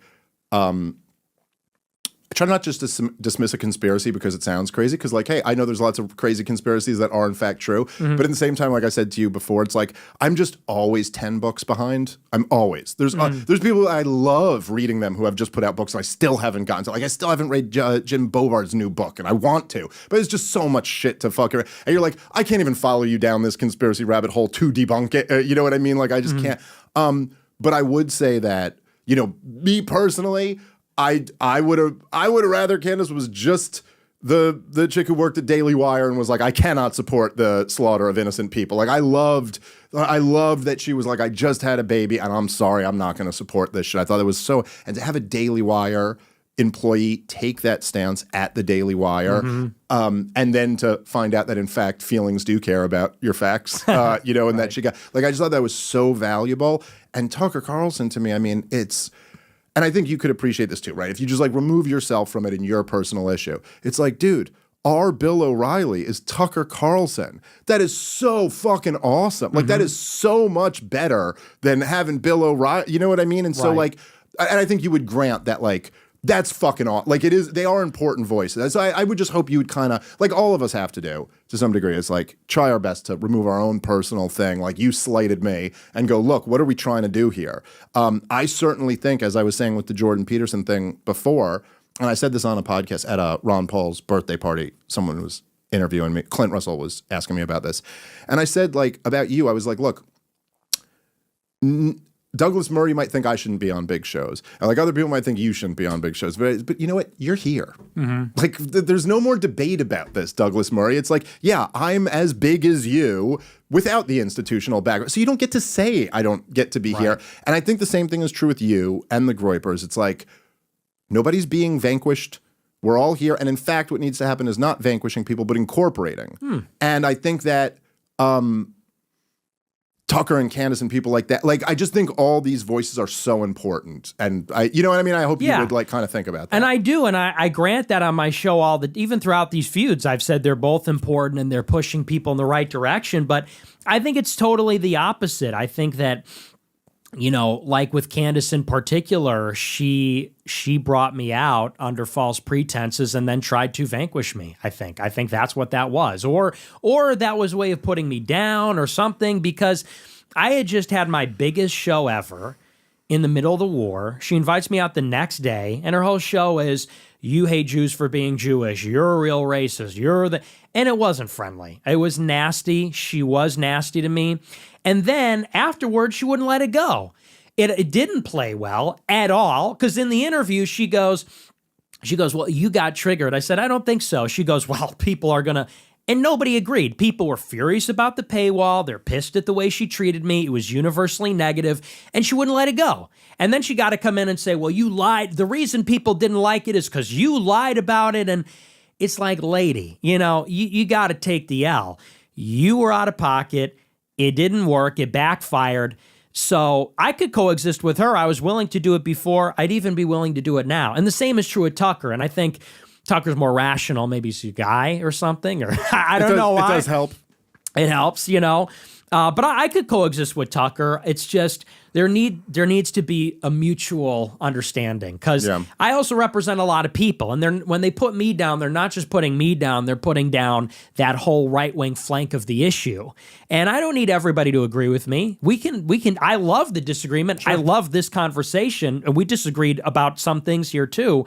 It's just when people say, you're a Fed, you're a racist, F you shouldn't be allowed on the shows, you're just an asshole. It's like, I'm not an asshole. I've been fighting for 10 years to say the stuff that many of these people just got around to saying last year. And that's just, so yeah, it's like a little irritating when they do that to me, but I'm willing to be the bigger person. Well, it's good. Well, look, I mean, I think it's good. Look, dude, I mean, all of us are trying to, figure out kind of now that we're in this position, like how exactly to manage that. And I think like kind of as we were talking about before, it's like we're united in our opposition to a thing, but now we have in a lot of ways. It's been decentralized, so it's not like any one of us is exactly like the mainstream guy, but like we're the mainstream media now. Yeah. Like it's us. It's like, I mean, honestly, like there's particularly like daytime shows, like you're lapping. It's like me too, so it's an interesting thing.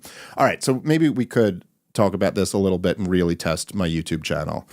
Because I think a lot of this, I remember when we first spoke, or one of the podcasts when we first spoke, the big controversy about you that at least from what I heard from the other libertarians or whatever in the world was that you're a Holocaust denier, and that there was the cookie. There's a clip where like a fan makes the Cookie Monster joke, and then you like read it, like obviously laughing around and joking. And I remember people sending me this and going, "This is." Clearly, like he's joking around, at least to some degree. But then when you were criticizing me, you were talking about like me not, because my family was involved, not willing to challenge. What is your view simply like what we were saying before, that it's like, look, this happened, it was awful, but like also all of history doesn't have to revolve around this. Also, it was in the context of a war where like 50 million people died and Europe was destroyed, so like that. Or are you actually saying like, this didn't happen, the numbers are not, because this now is much with the general, whatever you want to call it. I hate using the word anti-Semitism because it's not even a good word, but with the general kind of like hostility toward Jewish people, this does seem to be something that's like really catching fire, and I just think is completely wrong. Like I think it's like Israel killed Charlie Kirk. It's like this just isn't actually right. It's not actually good history. And so anyway, I'm just curious what your thoughts are. Well, and I also, by the way, sorry, I'll let you go, but I also do recognize, I remember thinking this the last time I had you on, there's like this weird dynamic. I guess I feel a little freer now, but back then I kind of wanted to ask you about it, but then I also realized that if you can't even say it, because we'll all get fucking nuked, so it's like a weird conversation to have, but I am curious. For me, it was never really about the Holocaust in itself, because early on, I watched a lot of documentaries, like the canon of Holocaust denial documentaries and essays, and I found a lot of the arguments compelling. And then I saw that other people were pushing back on that. And I have good friends of mine who are like, they're fellow travelers, let's say, and they adamantly insist it did happen. And they send me blog posts and things. Yeah. And at a certain point, you sit down and say, so is this really about World War II historicity debate or historiographical debate?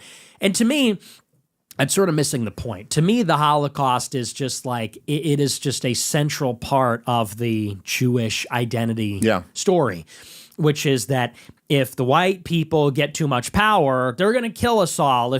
And that means if we don't have enough power, they're going to kill us all. If they can critique us, they're going to kill us all. It's wrapped up, and this has been pointed out before, that more Jewish people think that the Holocaust is central to their identity than believe that believing in God is central to their identity. And that just tells you about what Jewish identity really is and how it's political.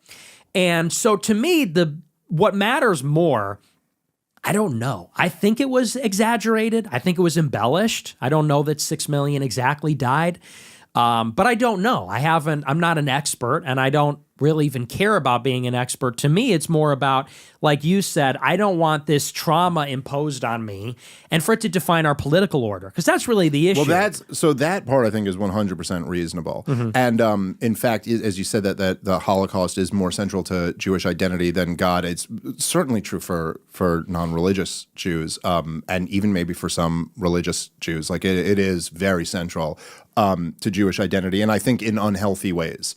And I think absolutely you're right about this being kind of this. It's I love when Darryl Cooper made this point, but it was such a perfect way to put it. But where he was like, look, the founding fathers are Martin Luther King, and you know what I mean? Like it's not like, and he goes, you could test that out. Like go desecrate a statue of George Washington, and then go desecrate a statue of Martin Luther King, and see what has more of the reaction. And it is like, it's really like World War II and the Civil Rights Movement have become like the American consciousness, you know, and I think the Holocaust and World War II being the same for Jews. And of course, the story becomes this very ahistorical, weird version of it where it's like the creation of Israel stopped the Holocaust or something like that, which is like just not at all true. In fact, they had very similar goals, the Zionists and the Nazis at first, which is why the Zionists wanted to do business with them. I think it was the Nazis' anti-Semitism is the only reason why that didn't happen. But I do think it's like, and I mean, I've been down this rabbit hole a bit, but it's like, I really don't actually think it's that exaggerated. I mean, it's probably not 6 million to the person, but like, I think even David Irving, I think he put it at between 4 and 5, like, and that was like on the low end estimate. And even as 4 or 5, it's like, what are we even fucking talking about here? It's all the same thing. So I think like, and I guess in a way, because we've gone for a while now, so we could wrap up unless there's anything that you wanted to bring up. But I will say I appreciate that. I think, you know, and this isn't, I'm not even saying like, you know, because I'm sure the part of the problem with this stuff, right, is that, at least from my perspective, is that when you're Jewish, if you, there is this kind of, not amongst you, I don't think, but I think maybe some of your fans, not all of them, where there's this kind of heads you lose, tails I win type thing where it's like, okay, so like if there's a Jew who's for Israel, they go, well, of course, that's all the Jews. And then if there's a Jew who's against Israel, it's like, well, they always control both sides of the, you know what I mean? So it's like, no matter what you do, you're like kind of in this position where you're like, well, there's nothing I could say here other than, yes, you should hate Jews. And then they'll be like, okay, finally a good one or whatever.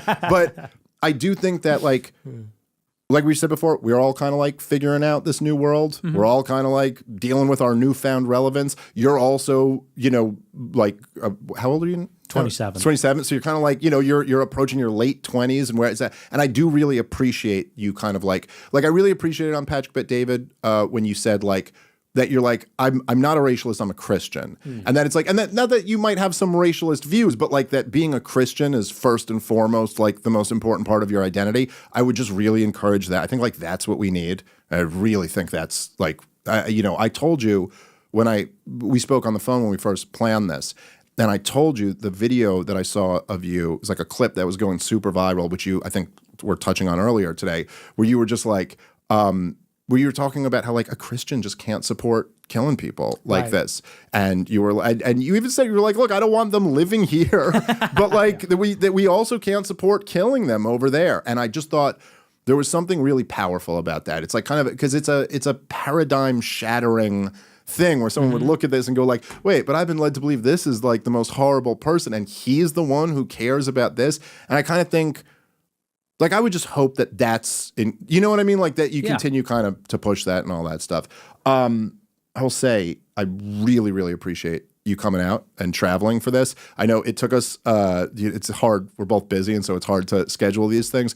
Really, really enjoyed this conversation. I hope we do it again soon. Me too. Absolutely. And thanks for having me. And I will say, just to kind of close it off, you know, what I love honesty. I like people that care about the country. I love people. And I think as long as that's the agreement, there won't be war. You know, there won't be violence and we can talk and we can get along. And that's really what it's about. So I enjoyed the conversation as well. So I'd be happy to do it again. All right. Maybe on my show. Oh, sure thing. All right. Every problem. Hope you're all doing well. Thank you for tuning in as always.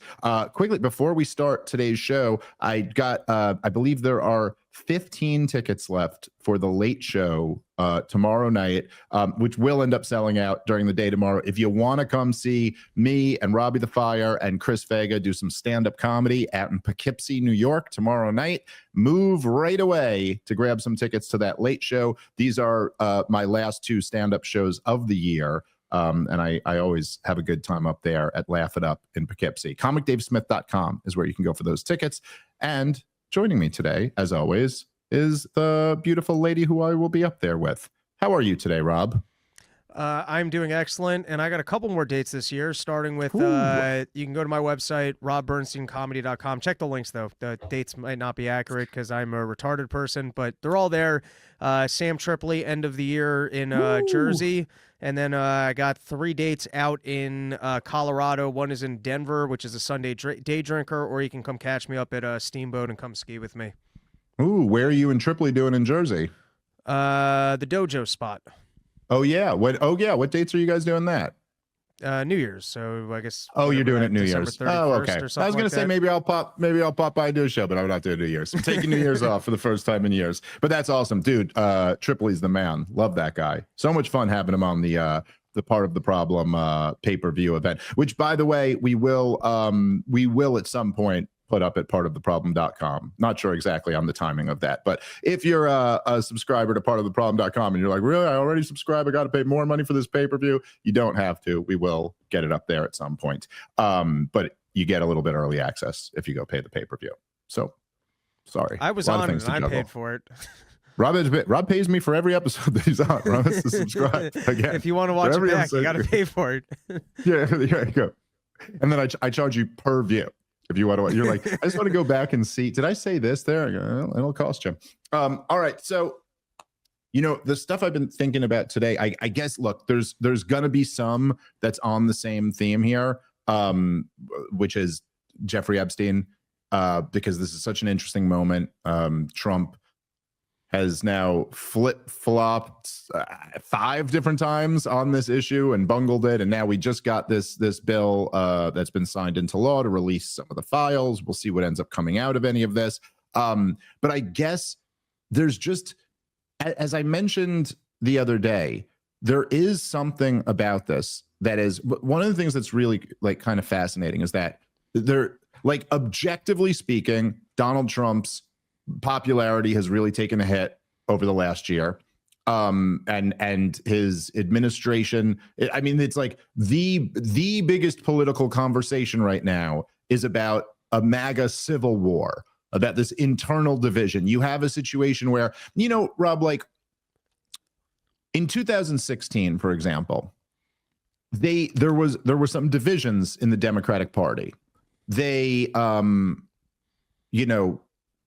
I don't know, Bernie Sanders was running an insurgent campaign, if you will, and it had a lot of energy. It was breaking fundraising records. He was drawing huge crowds, had a lot of enthusiasm amongst the youth, but he would never personally attack Hillary Clinton. In fact, we used to make fun of him, if you remember, Rob, that Bernie Sanders was such a coward that he would say in the debates, I'm the only one on stage who hasn't taken money from the big banks in a one-on-one debate with Hillary Clinton. It's like, he still wouldn't say you're corrupt. He would go, I'm the only one. Like, he started doing this when there were several people on stage, and then he'd keep doing it when it was down to just the 2 of them. It was very bizarre. But anyway, it was, there was like kind of, at the time, there was some feeling that there's a civil war within the Democratic Party, but it was never quite anything like what we're witnessing right now on the right wing. I mean, for example, there were leftist commentators who disagreed with liberal commentators, but I think Mark Levin and Tucker Carlson more than just disagree. I think Ben Shapiro and Nick Fuentes they don't just go, well, we have a slight difference of opinion on a few issues, but we're part of the same big tent. Like, there's a civil war going on. Trump is bleeding. This is a major political problem for the Trump administration. And what's it all over? People say that they'll say that I'm obsessed with Israel, or all I ever want to talk about is Israel, or something like that. Believe me, much like, think about lockdowns, Rob. Think about how obsessed I was with lockdowns. They come up every now and then because it was a major thing that happened there. But like, I don't know. I'm happy to not talk about this shit anymore. But right now, this is the thing to talk about. The thing that really lost Donald Trump so much support from his own base. There were 2 things, right? We said it the other day. It was launching a war in Iran, and it was covering up the Jeffrey Epstein story. Okay, Donald Trump carried the youth a year ago. Now he's bleeding. He's down like 50 points amongst the youth. Well, what is that about? What is it that the youth don't like about Donald Trump? Well, they sure don't like that he's been facilitating this genocide for the last 2 years, but since he's been in it, he's continued the Biden policy. And I was thinking it again with this Pollard scandal. It's like, it's just hard to not go like, dude, these all come down to the same issue. It's like such a thorn in the side. And it's just interesting to see how much this administration will just tarnish its own legacy over refusing to hold on to that thing. You know, it's did I use this analogy? I used this once before, Rob. I don't know if it was about this, but you remember the episode of The Simpsons where Homer Simpson gets his arm stuck in the vending machine, and then hours and hours later, someone goes, "Sir, are you still holding on to the snack?" And then he goes, "But why are you asking?" You know, it turns out he lets go and can get out of it. It's like Donald Trump is losing everything, but he will not let go to this. I will support Israel no matter what position, and it's wild to see. All right, guys, let's take a moment and thank our sponsor for today's show, which is the Wellness Company and their latest product, which is the Pain Reliever Cream. You know that stubborn ache that never quite goes away, the one that ice, heat, and pain pills barely touch? What if you could target it at the cellular level instead of just numbing it? Well, that's exactly what TheraBlue was designed to do. TheraBlue is a next-generation pain-relieving peptide gel that works deeper than the skin's surface. Powered by aqua molecular delivery technology, it delivers peptides and botanicals for legit lasting relief. All you do is apply a thin layer, massage it until it's absorbed, and let your body experience lasting recovery. And right now, you can get 10% off by visiting twc.health/problem and using the promo code PROBLEM. The website is twc.health/problem, and the promo code is PROBLEM for 10% off. Move freely again with TheraBlue. All right, let's get back into the show. Well, yeah, and the fact that Israel and Epstein are apparently both tied together does not help. Yeah. Well, you know, the somebody asked yesterday, we did a members only episode, and I wasn't planning on talking about it, but someone asked the question about Jonathan Pollard. And I had not seen then, I saw since then that he's actually, there's an interview of him, and then I guess there's some reporting that has corroborated this, that it's not just that Mike Huckabee had him to the White House. It's that evidently Mike Huckabee met with him several times in Israel and has been lobbying for him for years. Pollard says he's like a hero to him. He's a good personal friend, and he made sure to check in on his wife and like take care of her while he was dealing with his parole situation or whatever exactly the thing was. And it's just like, dude, for people who don't know, because even yesterday when we were talking about it, you know, it's like I knew Pollard. I had read about him a while back. I knew the deal. Like I knew he was an Israeli spy who got busted and convicted for it. But I couldn't remember. I think me and you were both we were like, wait, was that the time Israel sold the secrets to the Chinese? Or was that the time they sold it to the Soviet? But no, it was the Soviet Union during the Cold War. Like, just to think about this for a second. So here's the story, right? You got this guy Pollard. He's spying on behalf of the Israelis, bringing back like military secrets for them. He gets caught. He gets sentenced to life in prison. He does 30 years and gets out. Now, Israel takes the information and they traded it to the Soviet Union in exchange for them allowing a bunch of Jewish Russians or it might not have just been Russians. It might have been like Soviet, satellite countries, but like for to allow emigration of a bunch of Jews to go to Israel.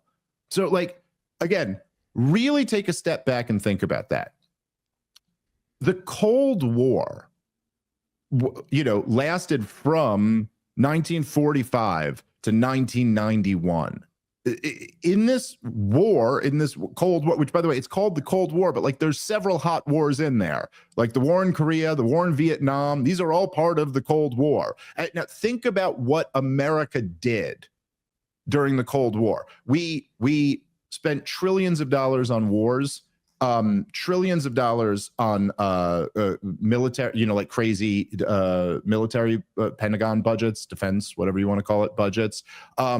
We fought proxy conflicts all over the world. We had our CIA topple democratically elected governments. We had our CIA topple non-democratically elected governments. We funded the Contras in Nicaragua and shipped cocaine into the United States of America. This was all done, under the banner of fighting communism.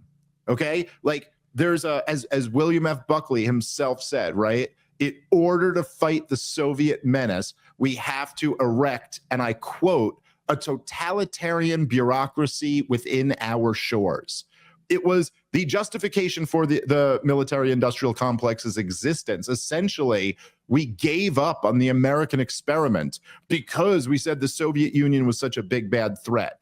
And then you get a spy gets caught handing off top secret, not like it wasn't like information that was like, oh, like, you know, whatever. This was something you had to be an FBI agent to have, like top secret information. A spy gets caught handing that information over to the Israelis, who then give it to the Soviet Union, your enemy. That was the reason that we sacrificed so much. And you're telling me this guy was not only was he not like.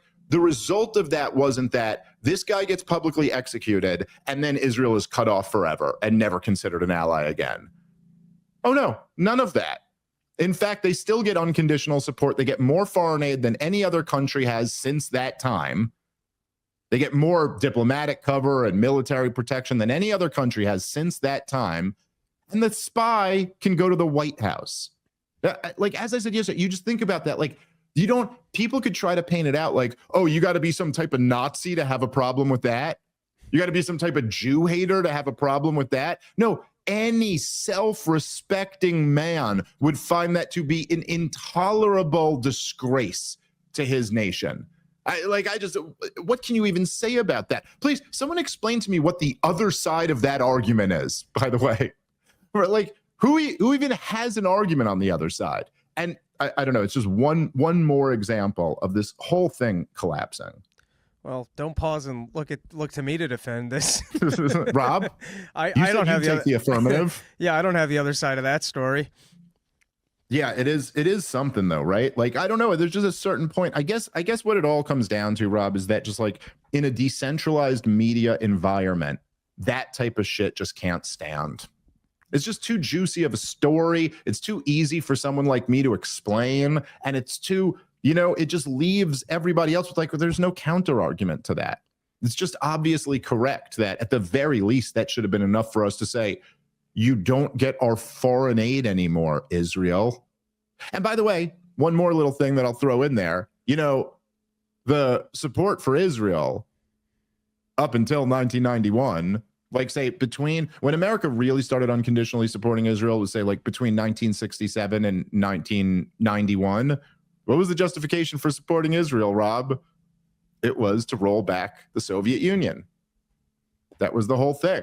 In fact, and this is what Benjamin Netanyahu used to always say, by the way, you know how Benjamin Netanyahu said, like, I guarantee Iran is 5 years away from a weapon like 35 times. And you know how he said, I guarantee that if you overthrow Saddam Hussein, like positive reverberations will sweep the region. Well, he also said back in the day, before he was going by Benjamin Netanyahu, I forget his original name.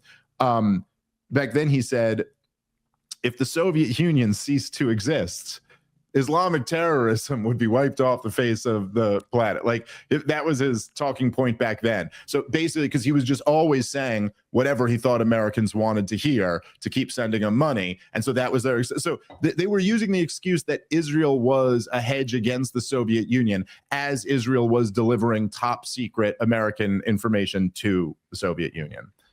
What a story. What was the sell of that the Soviets were backing Islamic terrorists? Yeah, well, they backed a bunch of the Arab states. It was all like global competition. So like the Soviets. And that's while we were partnered with the Taliban to take out the Russians in Afghanistan? Yes. Kind of gets confusing. No. So the Mujahideen was fighting against the Saudi-backed commie Afghan faction. So yes, we were fighting over communism, right? Like, so that was the whole thing. Oh yeah. Oh, there was one. You want to get into one more little cost of the Cold War. We've trained and armed Osama bin Laden on how to lure superpowers into unwinnable conflicts in third world countries. I don't know if did that come up again, Rob?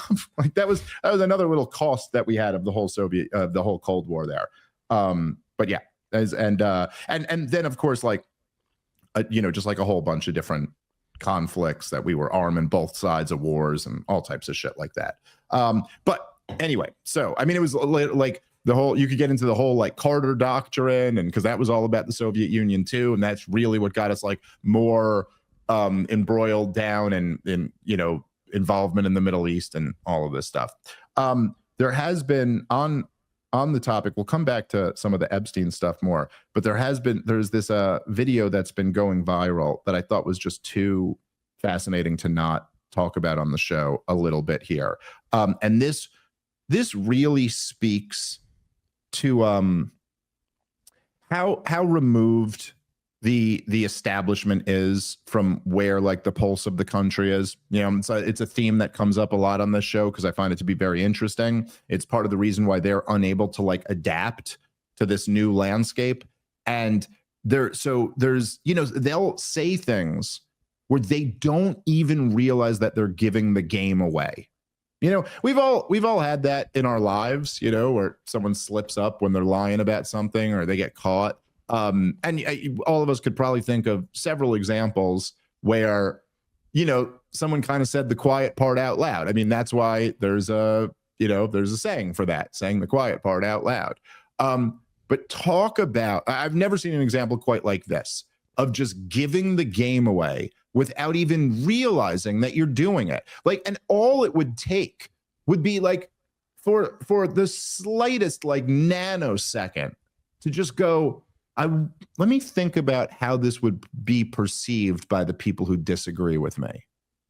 You know, it's just like, I guess in some way, maybe because me and you are in this world of like, we're stand-up comedians and we're podcasters.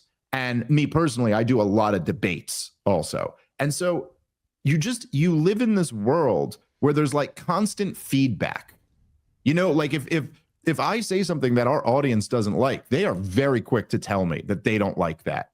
If I have a joke that the audience doesn't like, they're very quick to let you know that they don't like that. So you always kind of have to be thinking about like, how do I persuade this person? How do I keep them here? You don't have the same feeling as like where you're like, I'm Obama's speechwriter, so I could do whatever I want.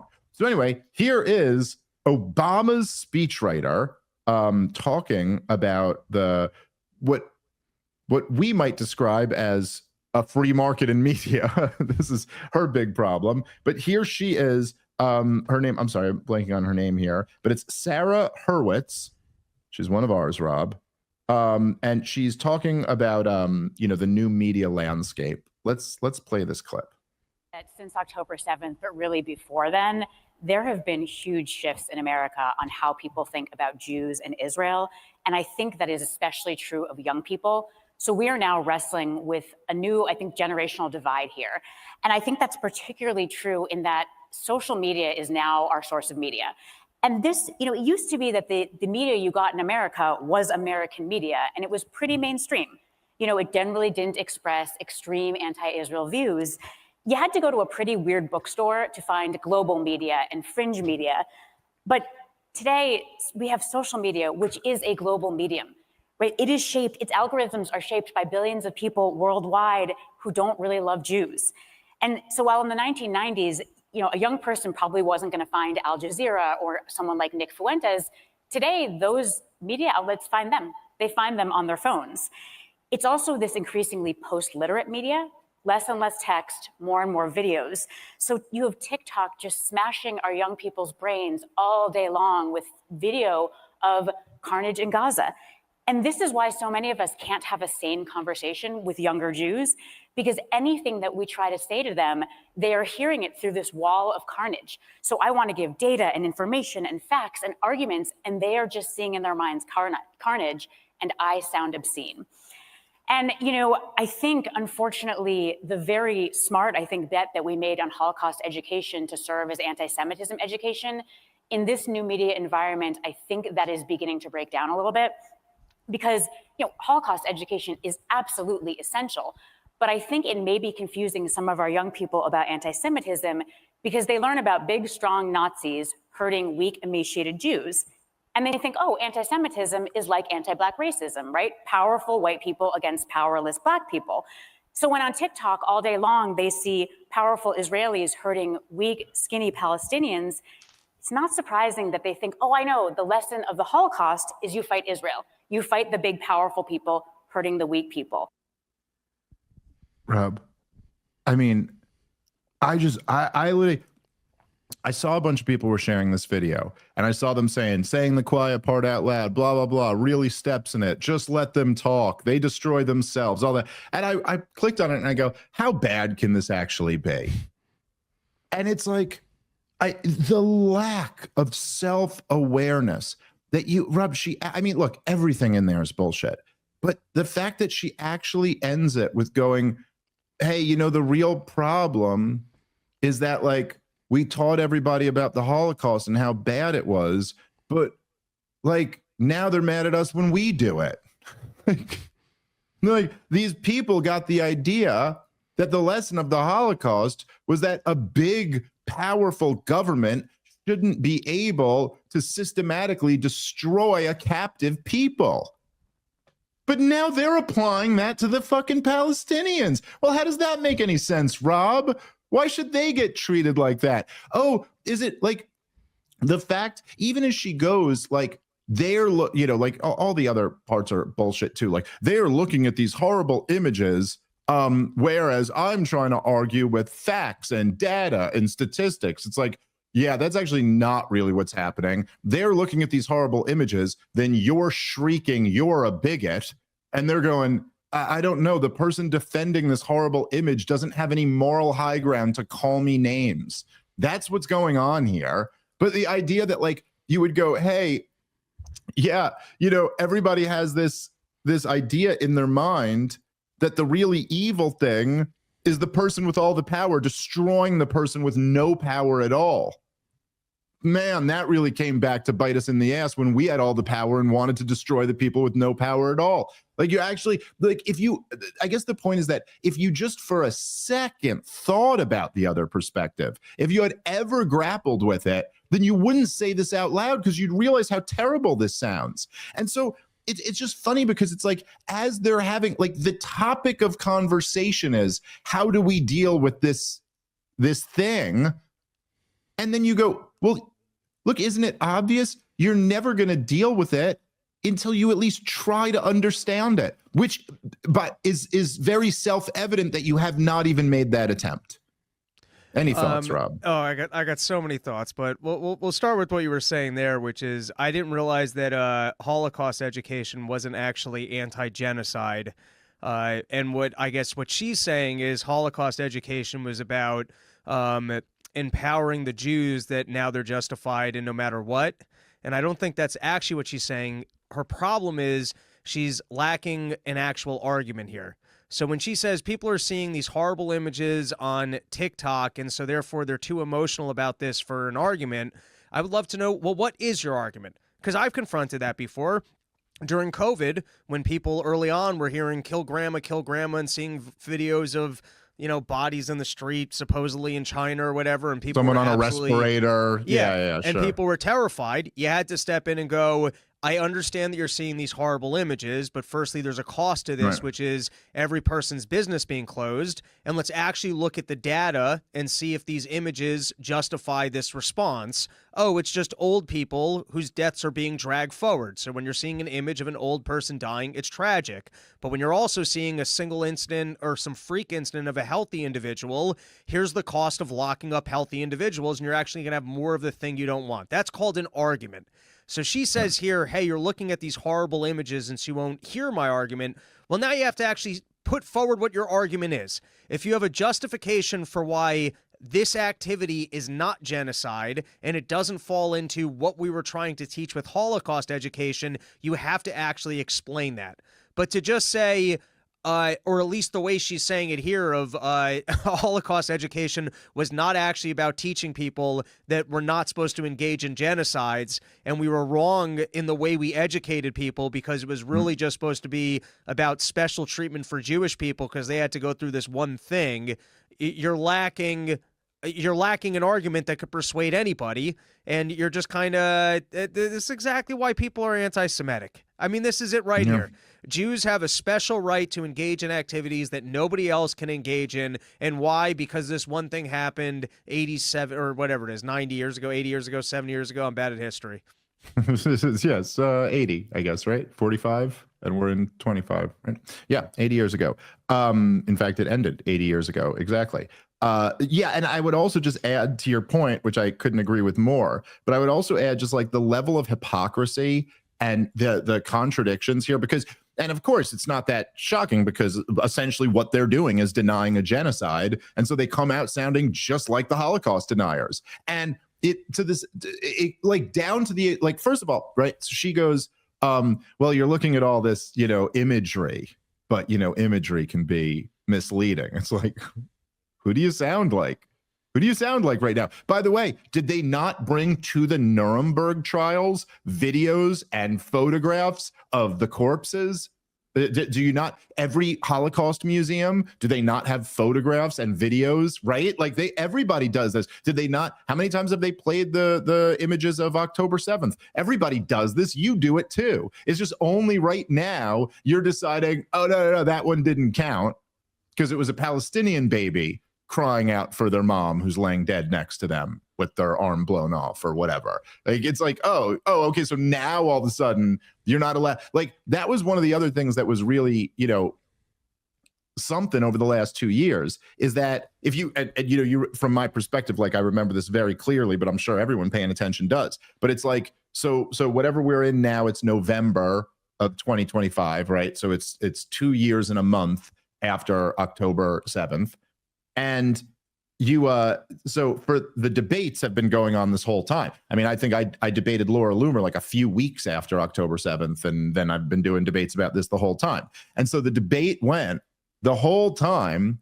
The pro-Israel side was like, October 7th, how horrible, how awful a tragedy it is. This is so horrible. Do you know what happened? Do you condemn Hamas? Like, well, and then somewhere like a year in, they started going, oh, all you guys can say is how horrible, do you condemn this? And you're like, that's how it started. It started with you saying that. And then you did something 1,000 times more horrible. And now we're all talking about that. Like, what do you, so the hypocrisy is just outrageous. And then I do think there's something else here where, you know, it's funny because, again, on the theme of hypocrisy, Benjamin Netanyahu is openly talking about his campaign to influence American discourse. And they're you know, they have to get to Elon. Elon's a friend. We have to use him to shut these people down. We've got to pay influencers. There was the reporting on the $7,000 they get per post or whatever. At least some of them do. They're having retreats and meetups. They're buying TikTok. They're doing everything they can to influence the conversation here, and very openly. They don't pretend like they're not. But then anytime there's opposition, it's always like, oh, that's got to come from foreign influence. Like, do we need to present any evidence to that? No. You know, there's like I remember Laura Loomer presented one document that basically showed that like a Qatari firm, like I think it was like a PR firm, was setting up an interview between Tucker Carlson and like a Qatari official. That's the extent of the evidence they have that Qatar is behind. Like, what is that? It's nothing. It's nothing at all. But that's enough for Mark Levin to call him Tucker Carlson, you know, every day on Twitter. But like, so you sit there, like, the whole thing, like she starts with, you know, it used to be American media, meaning it used to be controlled media, and people wouldn't find people like this. But now it's social media, which is international, and all of them hate Jews. So you're all being fooled by a bunch of foreigners. Except wait, Nick Fuentes is American. Candace Owens is American. Tucker Carlson is American. I'm American. Theo Vaughn's American. Joe Rogan's American. Like, so many of the people who they've been getting their information from, or you know, on their shows, these are all, like, it's like they have to consider everything other than we just witnessed a genocide in 4K and we're forced to pay for it, and we're against that. It's like they come up with this alternative explanation when there's just a much easier explanation, which is that, oh yeah, no one else. No, that's Dave, you're missing the point. That was bad Holocaust education. Right. We were educated to the fact that you shouldn't decimate civilian populations. And yes, that was because we had bad teachers when they taught us about the Holocaust. And really the lesson was you're just not allowed to do it to Jews. That was what the lesson was supposed to be. That sure does sound like it.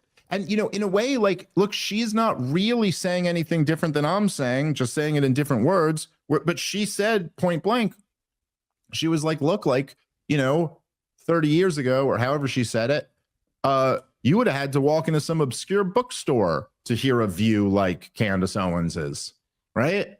You wouldn't have heard that on TV or read that in a respectable newspaper, but now you can hear that. Okay, but like, what is that? Stated differently, the same thing is like, oh yeah, now they get to hear from the other side. And you can't win the argument once they do. Like, you're saying the same thing, just in different words, and then adding in this like ominous, like, oh, but it's foreigners.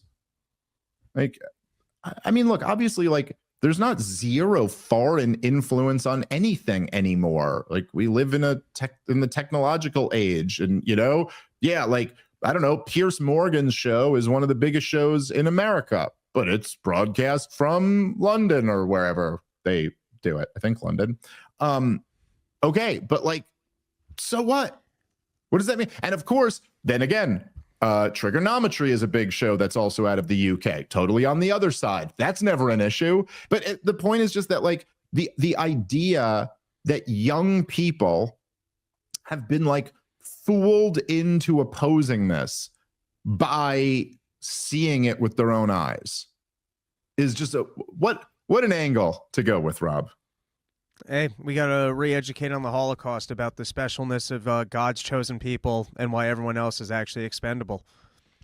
Yeah, you know, there is also, the other thing is just that, like, this is an Obama speechwriter, and it just does show you how much of this is in that world, like thinking like this. Again, it's just it's, you know, it reminds me of when the UFC first started.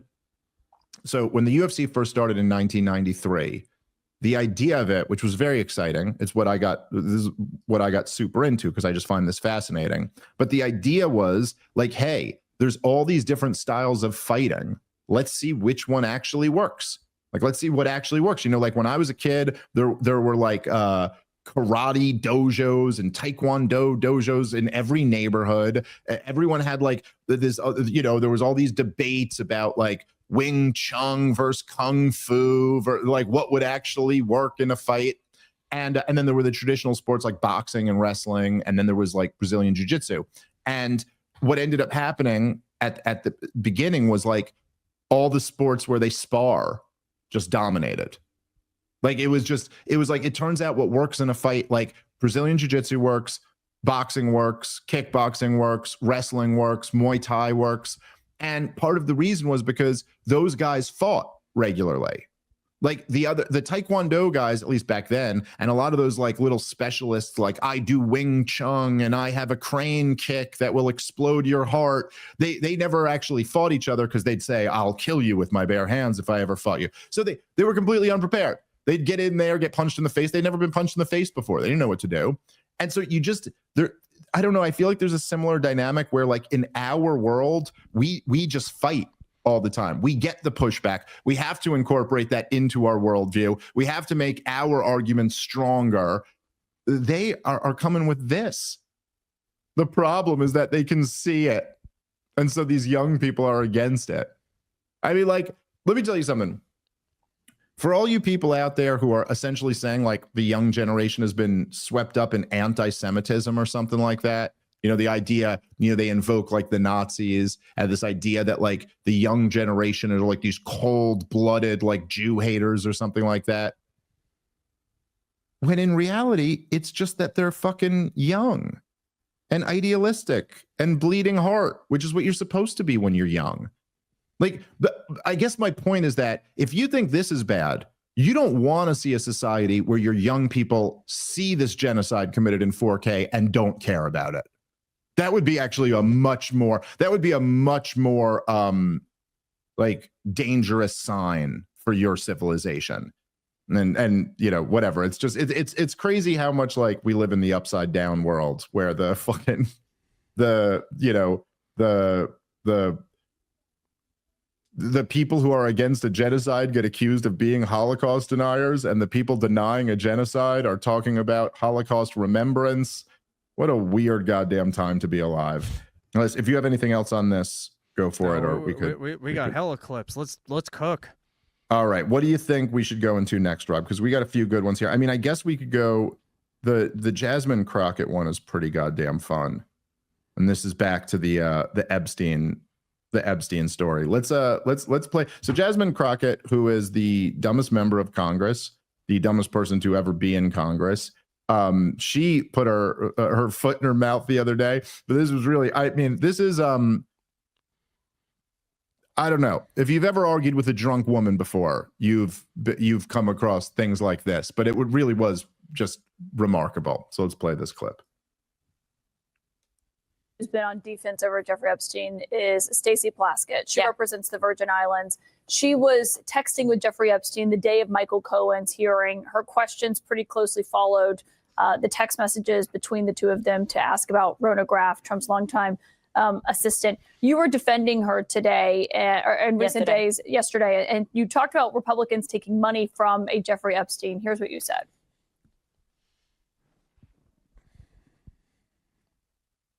Who also took money from somebody named Jeffrey Epstein, as I had my team dig in very quickly.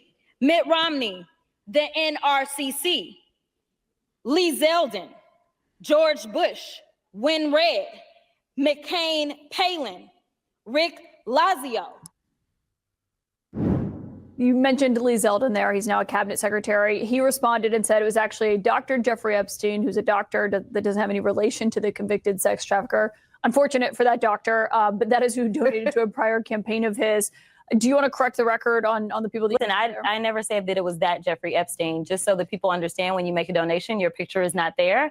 And because they decided to spring this on us in real time, I wanted the Republicans to think about what could potentially happen, because I knew that they didn't even try to go through the FEC. So my team, what they did is they Googled, and that is specifically why I said a Jeffrey Epstein. Unlike Republicans, I at least don't go out and just tell lies. Because it was not the same one, that's fine. But when Lee Zeldin had something to say, all he had. I mean, you almost got to respect the balls on her. Like that is there is a lie that because like such a bold-faced lie where you go, all right, I'll give you credit for that one. Like that takes cojones to just say that one out loud. Like to not even have. There is a thing. I will say this. It's very Trumpian of her. This is the type of thing Donald Trump would do, like where they just be like, he'd be like, after 9/11, there were thousands of Muslims celebrating in the streets. They were so happy about 9/11. And then someone asked him in an interview, be like, you claim there were thousands of Muslims celebrating in the streets. Like there is just absolutely no evidence that ever happened at all. And he'd go, well, a lot of people say it happened. And you're like, wait, what? What was it? But this is just, I mean, it's even bolder than that. To just go, she stood up there and like, yes, she did say, well, you got a donation from a Jeffrey Epstein, but like, are we actually like have you ever been in an argument with a woman like this in your life, Rob? Because I have a few times where you're just like, you almost say a thing and then you're just like, all right, are we really doing this now? Like you're obviously the whole point here was that you were saying they took money from Jeffrey Epstein too. And she could just say, she goes, yeah, that was a mistake by my staff. We were looking into that. We got that one wrong, but she kind of, I guess, just knows in politics, like, no, you never act like that. You always act like you're right no matter. I don't lie. That's what Republicans do. You just got caught. What are you talking about? And now I don't even really understand the new lie, because now she's trying to argue that she was up there saying we can't just hastily dig into the Epstein stuff, because if we do, you can Google search it and get the wrong donors, and then therefore think that certain people received money who didn't actually receive money. So what do you say? Should we not look into the Epstein stuff because other staff members might be as dumb as yours and just do a Google search of who received money from Jeffrey Epstein and then realize it's the wrong money?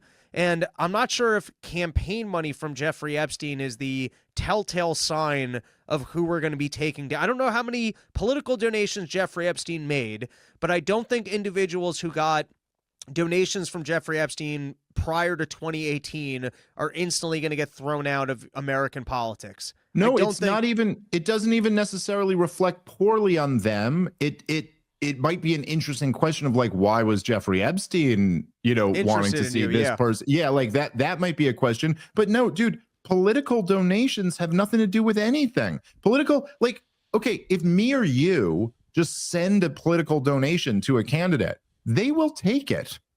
That's what they do. Like, you got to be like David Duke or something like that before like someone on your staff might be like, yo, this donation came in from David Duke. Do you want to, spend? In fact, I remember this was a controversy. The reason David Duke came into my mind, but this was a controversy during Ron Paul's, I believe it was his 2008 presidential campaign, where supposedly David Duke sent them money and they didn't realize and they took it. And then they tried to like get Ron Paul with it. And they were like, are you going to return the money? And he was like, and I just always thought it was so funny. He was like, well, wait a minute. Now you want me to give David Duke money? Like, what a weird request, right? Like, if David Duke gave money to my campaign where I'm promoting like liberty, you'd rather the money went from promoting liberty to back to David Duke. It's just so no, it doesn't reflect at all like necessarily on the candidate who took the money. That's a very different thing from the fact that this other lady was texting with Jeffrey Epstein about the Michael Cohen hearing in 2018, years after he had been convicted. That is a whole different thing than just he sent a check. And also, like, if you look at some of those, like when you go, say the ones that to me, like she named George W. Bush and Mitt Romney. Now, if you guys know anything about this here program, I'm not known for defending George W. Bush or Mitt Romney. Okay. And maybe those guys are guilty of a 1,000,001 different crimes and, so whatever. But donating to one of the major party presidential campaigns just really doesn't give you any information. It just really doesn't give you any information at all. The truth is that almost everybody, I'd imagine, almost everybody who's worth hundreds of millions of dollars cuts a check to one of the presidential candidates. Like it just really doesn't give you much information. Like the overwhelming majority of people either support the Democrat or the Republican in a presidential election. And if you got a whole lot of money, you might send one of them a check. So again, this is just, that part is actually, or at least on its own, is a nothing burger. Like, if you have some other connection, then fine. But it's a very different thing from sending a text message to somebody to get information out of them. It's just different. I'm not saying either is a conviction of a crime or anything like that. But yes, this lady's stupid. She doesn't know what she's talking about. But even if she said that with total clarity, it's just hilarious. So you all accusing my friend texting, getting information from Jeffrey Epstein, being friends with Jeffrey Epstein. Well, let me tell you, Republicans took money from a different Jeffrey Epstein. Yeah, that's right. Okay. Thank you for that information.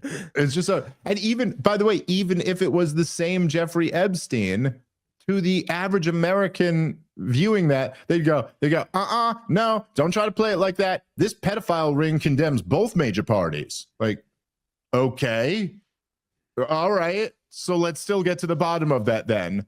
It's like, but was anyone, because here's the other thing is that she even says this in her own words. She's talking to Republicans. This is what's so fascinating here, right? She's too stupid to even like think about all these factors. But she's talking to Republicans and going, hey, you want to expose our people for working with Jeffrey Epstein? We're going to turn around and expose some of your people for working for Jeffrey Epstein. Now, that might be a reasonable thing to say behind closed doors to other Republicans, but you're saying this on the floor of the House of Representatives. Now, she may not know this, but there are video cameras and microphones there, and we can all see it. And this TV studio that she's in, this is being broadcasted.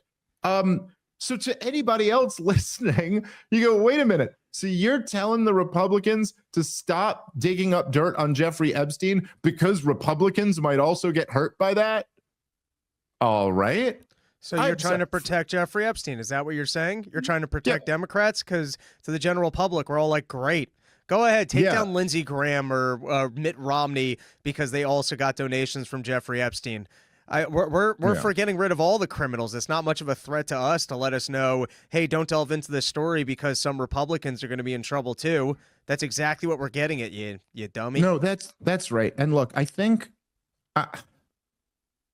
once you get to a certain point particularly with the Jeffrey Epstein thing, but there's other examples of this too. But like when Mike Johnson says that if we release all of the files, that it would be a threat to our political order, or when Jasmine Crockett says that a bunch of Republicans will go down with the Democrats, or that that when they redact information saying essentially that it's a risk to national security for this information to be out, it's like there are some things that are so evil and so beyond the pale that it's like, hey, if the whole political system falls as a result of this, then so be it. Then it deserves to fall. Like, I don't know what else to tell you. You're talking about a ring of abusing girls in connection with a foreign government. Like, sorry, I don't care who goes down. And I think more and more Americans feel that way. Like, oh, this might implicate Donald Trump, or this might implicate Bill Clinton. Okay, cool. Let's see. Let's see who's implicated here. I don't care.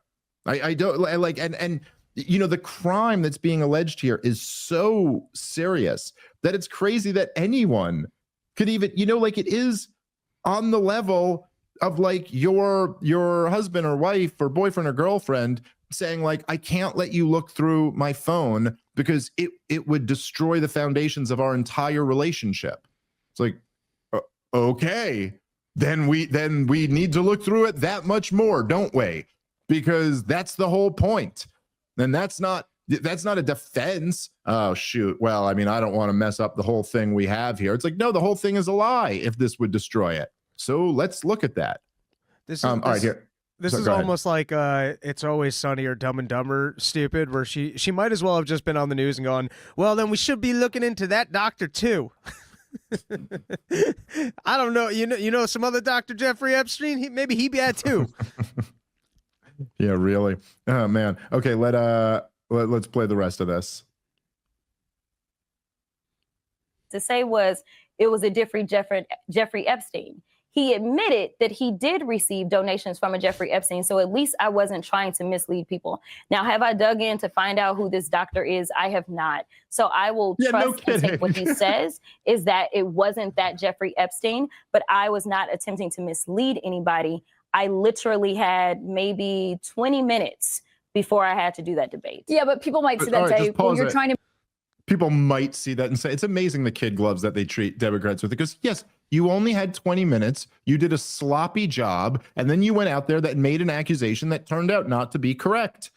But what do you mean you weren't trying to mislead anybody? No, that is true. I do think she wasn't trying to mislead anybody. It's like you were misled yourself. You got it wrong and then thought you had it. You didn't do any double checking. I mean, she says there's no photograph next to on the list of campaign donations. Like, but is there anything? Is there a phone number, a date of birth? Is there an address? Is there any information that you could cross-reference? Like, probably. And also, Epstein is a fairly common Jewish last name. I know several Epsteins who have no connection to Jeffrey Epstein. And Jeffrey is a fairly common first name. So like, I'm sorry, it's not like rocket science to be like, hey, if we were going on to a podcast in 20 minutes and you were like, you know what I mean? Like, oh, I'm searching this database for who's connected to Jeffrey Epstein. And then we're going to go talk about it on the show. I would certainly go like, well, I got to have something more than just the name Jeffrey Epstein before I take this to air. You know what I mean? But she doesn't have that standard for speaking on the the floor of Congress. Like, it's just crazy. And then to go, oh, I wasn't trying to mislead anybody. Well, yeah, but you did. Like, you did mislead people because you did such sloppy research and then ran with it. I wasn't intending to mislead people.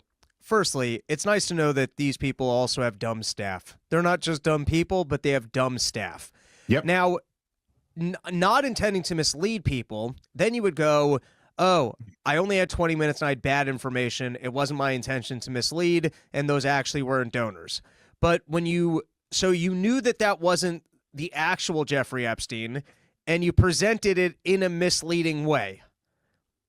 You can't have this both ways. You are either specifically trying to mislead people, or you could go, sorry, I'm actually really stupid and my staff is really stupid, and we're going to have to actually find us one of these Epstein people with that last name who isn't as dumb as the rest of us.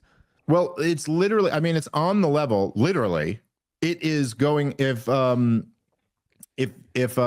you said, like, we were talking and you were like, oh, I wasn't in Connecticut last night. I was out of the state. And I was like, really? Because I was at the comedy club in Connecticut, and guess who walked into my green room? One Rob Bernstein.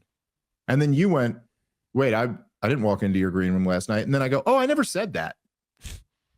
I said one Rob Bernstein. Well, I said it directly in response to you saying you weren't in Connecticut last night. And I sure did say it with a tone like I was proving you wrong here. But no, technically I said a Rob Bernstein. And so it was a different Rob. But what do you think? You're the only Rob Bernstein in the, it's like, what are we, like, literally, I feel like I have a daughter who's in the first grade.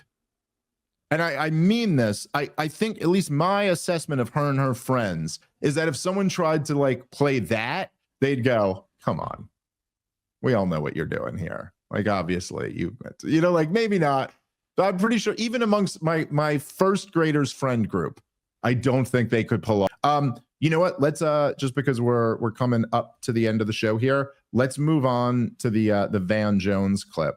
I saw you sent that one, Rob.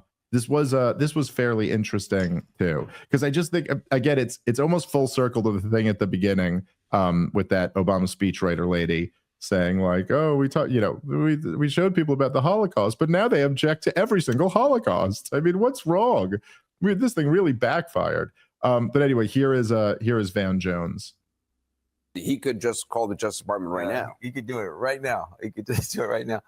Look, I mean, it turns out that there is a limit to how far this kind of Trump cult is willing to go. And once you are talking about a massive conspiracy to protect pedophiles, even the Trump coalition cannot hold together. And I think he's actually probably shocked. He did all his usual tricks. He threw out the word hoax. He attacked this person, he attacked that person. He gave a nickname to Margaret Taylor Greene.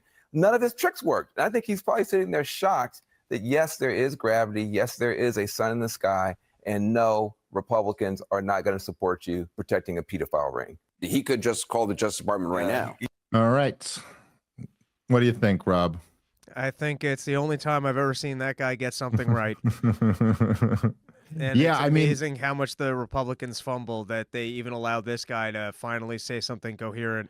Well, I guess the thing that I would I guess kind of disagree with here is that, and look, it's not, he is broadly right in his comments here, and Van Jones gets a thing or two right every now and then, but there is I mean, he gets a lot more wrong, but there is something, particularly for a Democrat Kamala Harris supporter, there is something like going like, well, the Trump cult couldn't even go far, and you're like, okay, but actually what you're seeing is evidence that it's not a cult. Like, it's a little bit of I've always kind of, it's like it's like the defense where they go like, see, even you had to admit that was right. It's like, no, in other words, he admitted it was right. Like, you're such a cult, but actually, I gotta say, there's always been this accusation that Trump supporters are a cult, and look, it is true to some degree. And me and you have talked about this quite a bit. I mean, there are Trump supporters who, like, no matter how much you have them on the argument, no matter how much they agree with your argument, they'll still defend, Donald Trump for whatever. Just because that's their guy and they're going to ride with him. But like, Van Jones is so much more in a cult than any Trump supporter has ever been for Donald Trump. All those guys would literally sit there and tell you, and obviously we've discussed this before on the show, but I always find it interesting to see a Democrat on CNN talking about a cult. And you're like, guys, you literally said the sitting senile president was sharp as a tack, and everyone on your side repeated after you, sharp as a tack, sharp as a tack. And then you went, he's so senile, he needs to drop out of the race. And they went, drop out of the race. He's got to drop out of the race. And then you went, Kamala Harris is joy and inspiration. And they went, yes, joy and inspiration. She's like, who are you to call anyone else a cult? Say what you will about Donald Trump's side. We've at least seen, like, there are things he could say that they'll be like, no, we don't agree with that.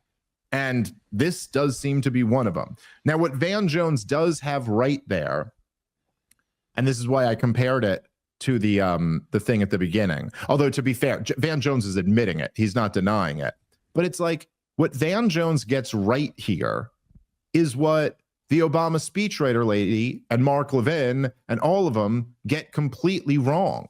I had a moment on the Trigonometry podcast where they were asking me why the young leftists are so against what Israel did to Gaza, and they start theorizing, and they're like, I forget exactly what they said. It was a long conversation, but there's something like they start theorizing about like Qatari money, or kind of like the leftist worldview of oppressor versus oppressed, and they see the Israelis as the whites, and they see the Palestinians as the dispossessed brown people, or something like that. And then at a certain point, I just went, yeah, and they've probably seen a lot of videos of Palestinian babies being tortured to death. And it's just like this weird pause, like, yeah, that might have had something to do with it too. I'm like, yeah, maybe that's it. It's like people going like, why are people so up in arms? Well, there's the obvious. I mean, it's like I don't know. It's like you come home and you find your wife in bed with another man and you're furious. And then people are going, you think he's furious because like you had a bad day at work? Maybe you didn't get good sleep the morning before. You go, I'm pretty sure it's the thing he just walked in on. That seems much more reasonable. And so, like, why is it that supporting Israel has cost Donald Trump so much, and cost Joe Biden so much, and cost Kamala Harris so much? Why is it that Donald Trump covering up the Epstein files is cost him so much politically? Well, like, what do you need? What do we need to lay down on the couch and bring in a psychoanalyst to go over our childhood memories or something like that? It's because, look, it's too indefensible on the face of it. Yes, as Van Jones said, a gigantic conspiracy to cover up pedophilia. Do you need more than that? By the way, there is more than that if you need it. But, like, do you need more than that? I think that's more than enough. And that is not going away. And then I guess the other thing is that, which, like, as we've mentioned before, is that it almost at this point, I don't see any way that this story goes away. I don't see, like, the best case scenario for the regime is that they deliver now some documents and there's nothing in there that gives us any more information or connects the dots. That's the best case scenario for the regime and for the people who are trying to suppress this story. If that happens, I mean, I think precisely 0%. And I don't even mean like there's a rounding error there and statistically it's 0%. I mean zero. I do not think there is one person in the world who is suspicious about this Jeffrey Epstein story, who, if the government were to now release information that said there's nothing there, would go, well, I guess there was a nothing burger. It looked pretty good, but it was, like, there's just no way. And look, I mean, this White House has already, not just this White House, but very specifically, Rob, this Justice Department has already completely discredited themselves on this issue by having a big event where they said we were releasing the Epstein file, calling in like right-wing influencers, giving them a bunch of binders, claiming they were the Epstein files. Like, they claimed that we were about to get basically, like, they were doing almost, it seemed like they were trying to like imitate what Elon Musk did with the Twitter files, where he gave it to Barry Weiss and what's his name? I'm sorry, blanking on his Rolling Stone, Matt Taibbi. I apologize to Matt Taibbi. And said, okay, now you guys can like report on this as you dig through the documents. They did that, except it turned out none of them were new files. They had just given him stuff that was already a part of the public record. So now, and then they turned around and pretended none of it happened and the story's dead. So now if they put it, like, it's just not going to satisfy anyone. No one trusts them at all anymore. And so the only way, like the only conceivable way that I could see them putting this story to bed would be like if Kash Patel himself or like Donald Trump himself, like got out a blackboard and went through the entire history of Jeffrey Epstein and went, here's actually the answer for every one of these things. Like, how did he get into this elite school, Dalton, without any background or degree and become a teacher there? Okay, well, here's actually the answer for that. Like, why was it Bill Barr's father who hired him at Dalton? That's pretty weird. Okay, well, here's actually the answer for that. How did he rise up the ranks at Bear Stearns so quickly? Okay, here's actually the answer for that. How did he become friends with Ehud Barak? Like, how did he, you know what I'm saying? Like, how? Like, you'd have to go through this entire thing and have a really compelling answer for all of these crazy, which there's no way they're going to do. None of them are capable of doing that. And so I don't know. You just go, essentially the way you look at it, either we're going to get some information out of this that's more damning, or we're all going to stay exactly where we are right now. I mean, correct me if I'm wrong. I'm just trying to be reasonable here. And I don't think it's unreasonable with this administration's track record and just the government's track record in general to go, whatever you put out now, if there's nothing there, we're just going to think you're full of shit because you've lied to us about the last 30 crises or so. Final word to you, Rob, and then we'll wrap up. I think you're mostly right about it. The only thing that kind of comes to mind is the P. Diddy story, which when that finally went to trial, it seemed like it was more women in bad relationships with him complaining about the bad relationships they were in with him. And I guess there's still some questions about ages of victims, how many victims. Yeah. And, like, I think it's pretty clear. Best bet is that this guy was American intelligence and he did things that would be beyond the moral compass of most Americans. And for some reason, he was valuable enough or enough people are wrapped into this that our government has been trying to push it away. And in pushing it away, the story's only grown bigger and become louder. And I think at this point, you're probably right that there's too many variables on the factor that they can't just explain away, that this will lurk forever. So I think you're mostly right. Yeah, I hear you. I mean, look, you are right about the example of P. Diddy. It just seems like with P. Diddy, there was so much more wild speculation and there was way less like actual known details that all point in this one direction. Whereas like, with this one, it's just like, it just seems at this point pretty goddamn clear that the guy was very tied to Israeli intelligence, probably tied to U.S. intelligence, and that alone makes this like a, just like a much more scandalous story. All right. I will see you in Poughkeepsie tomorrow night, Rob, and hopefully I will see some of you fine people who are listening out there as well. Catch you next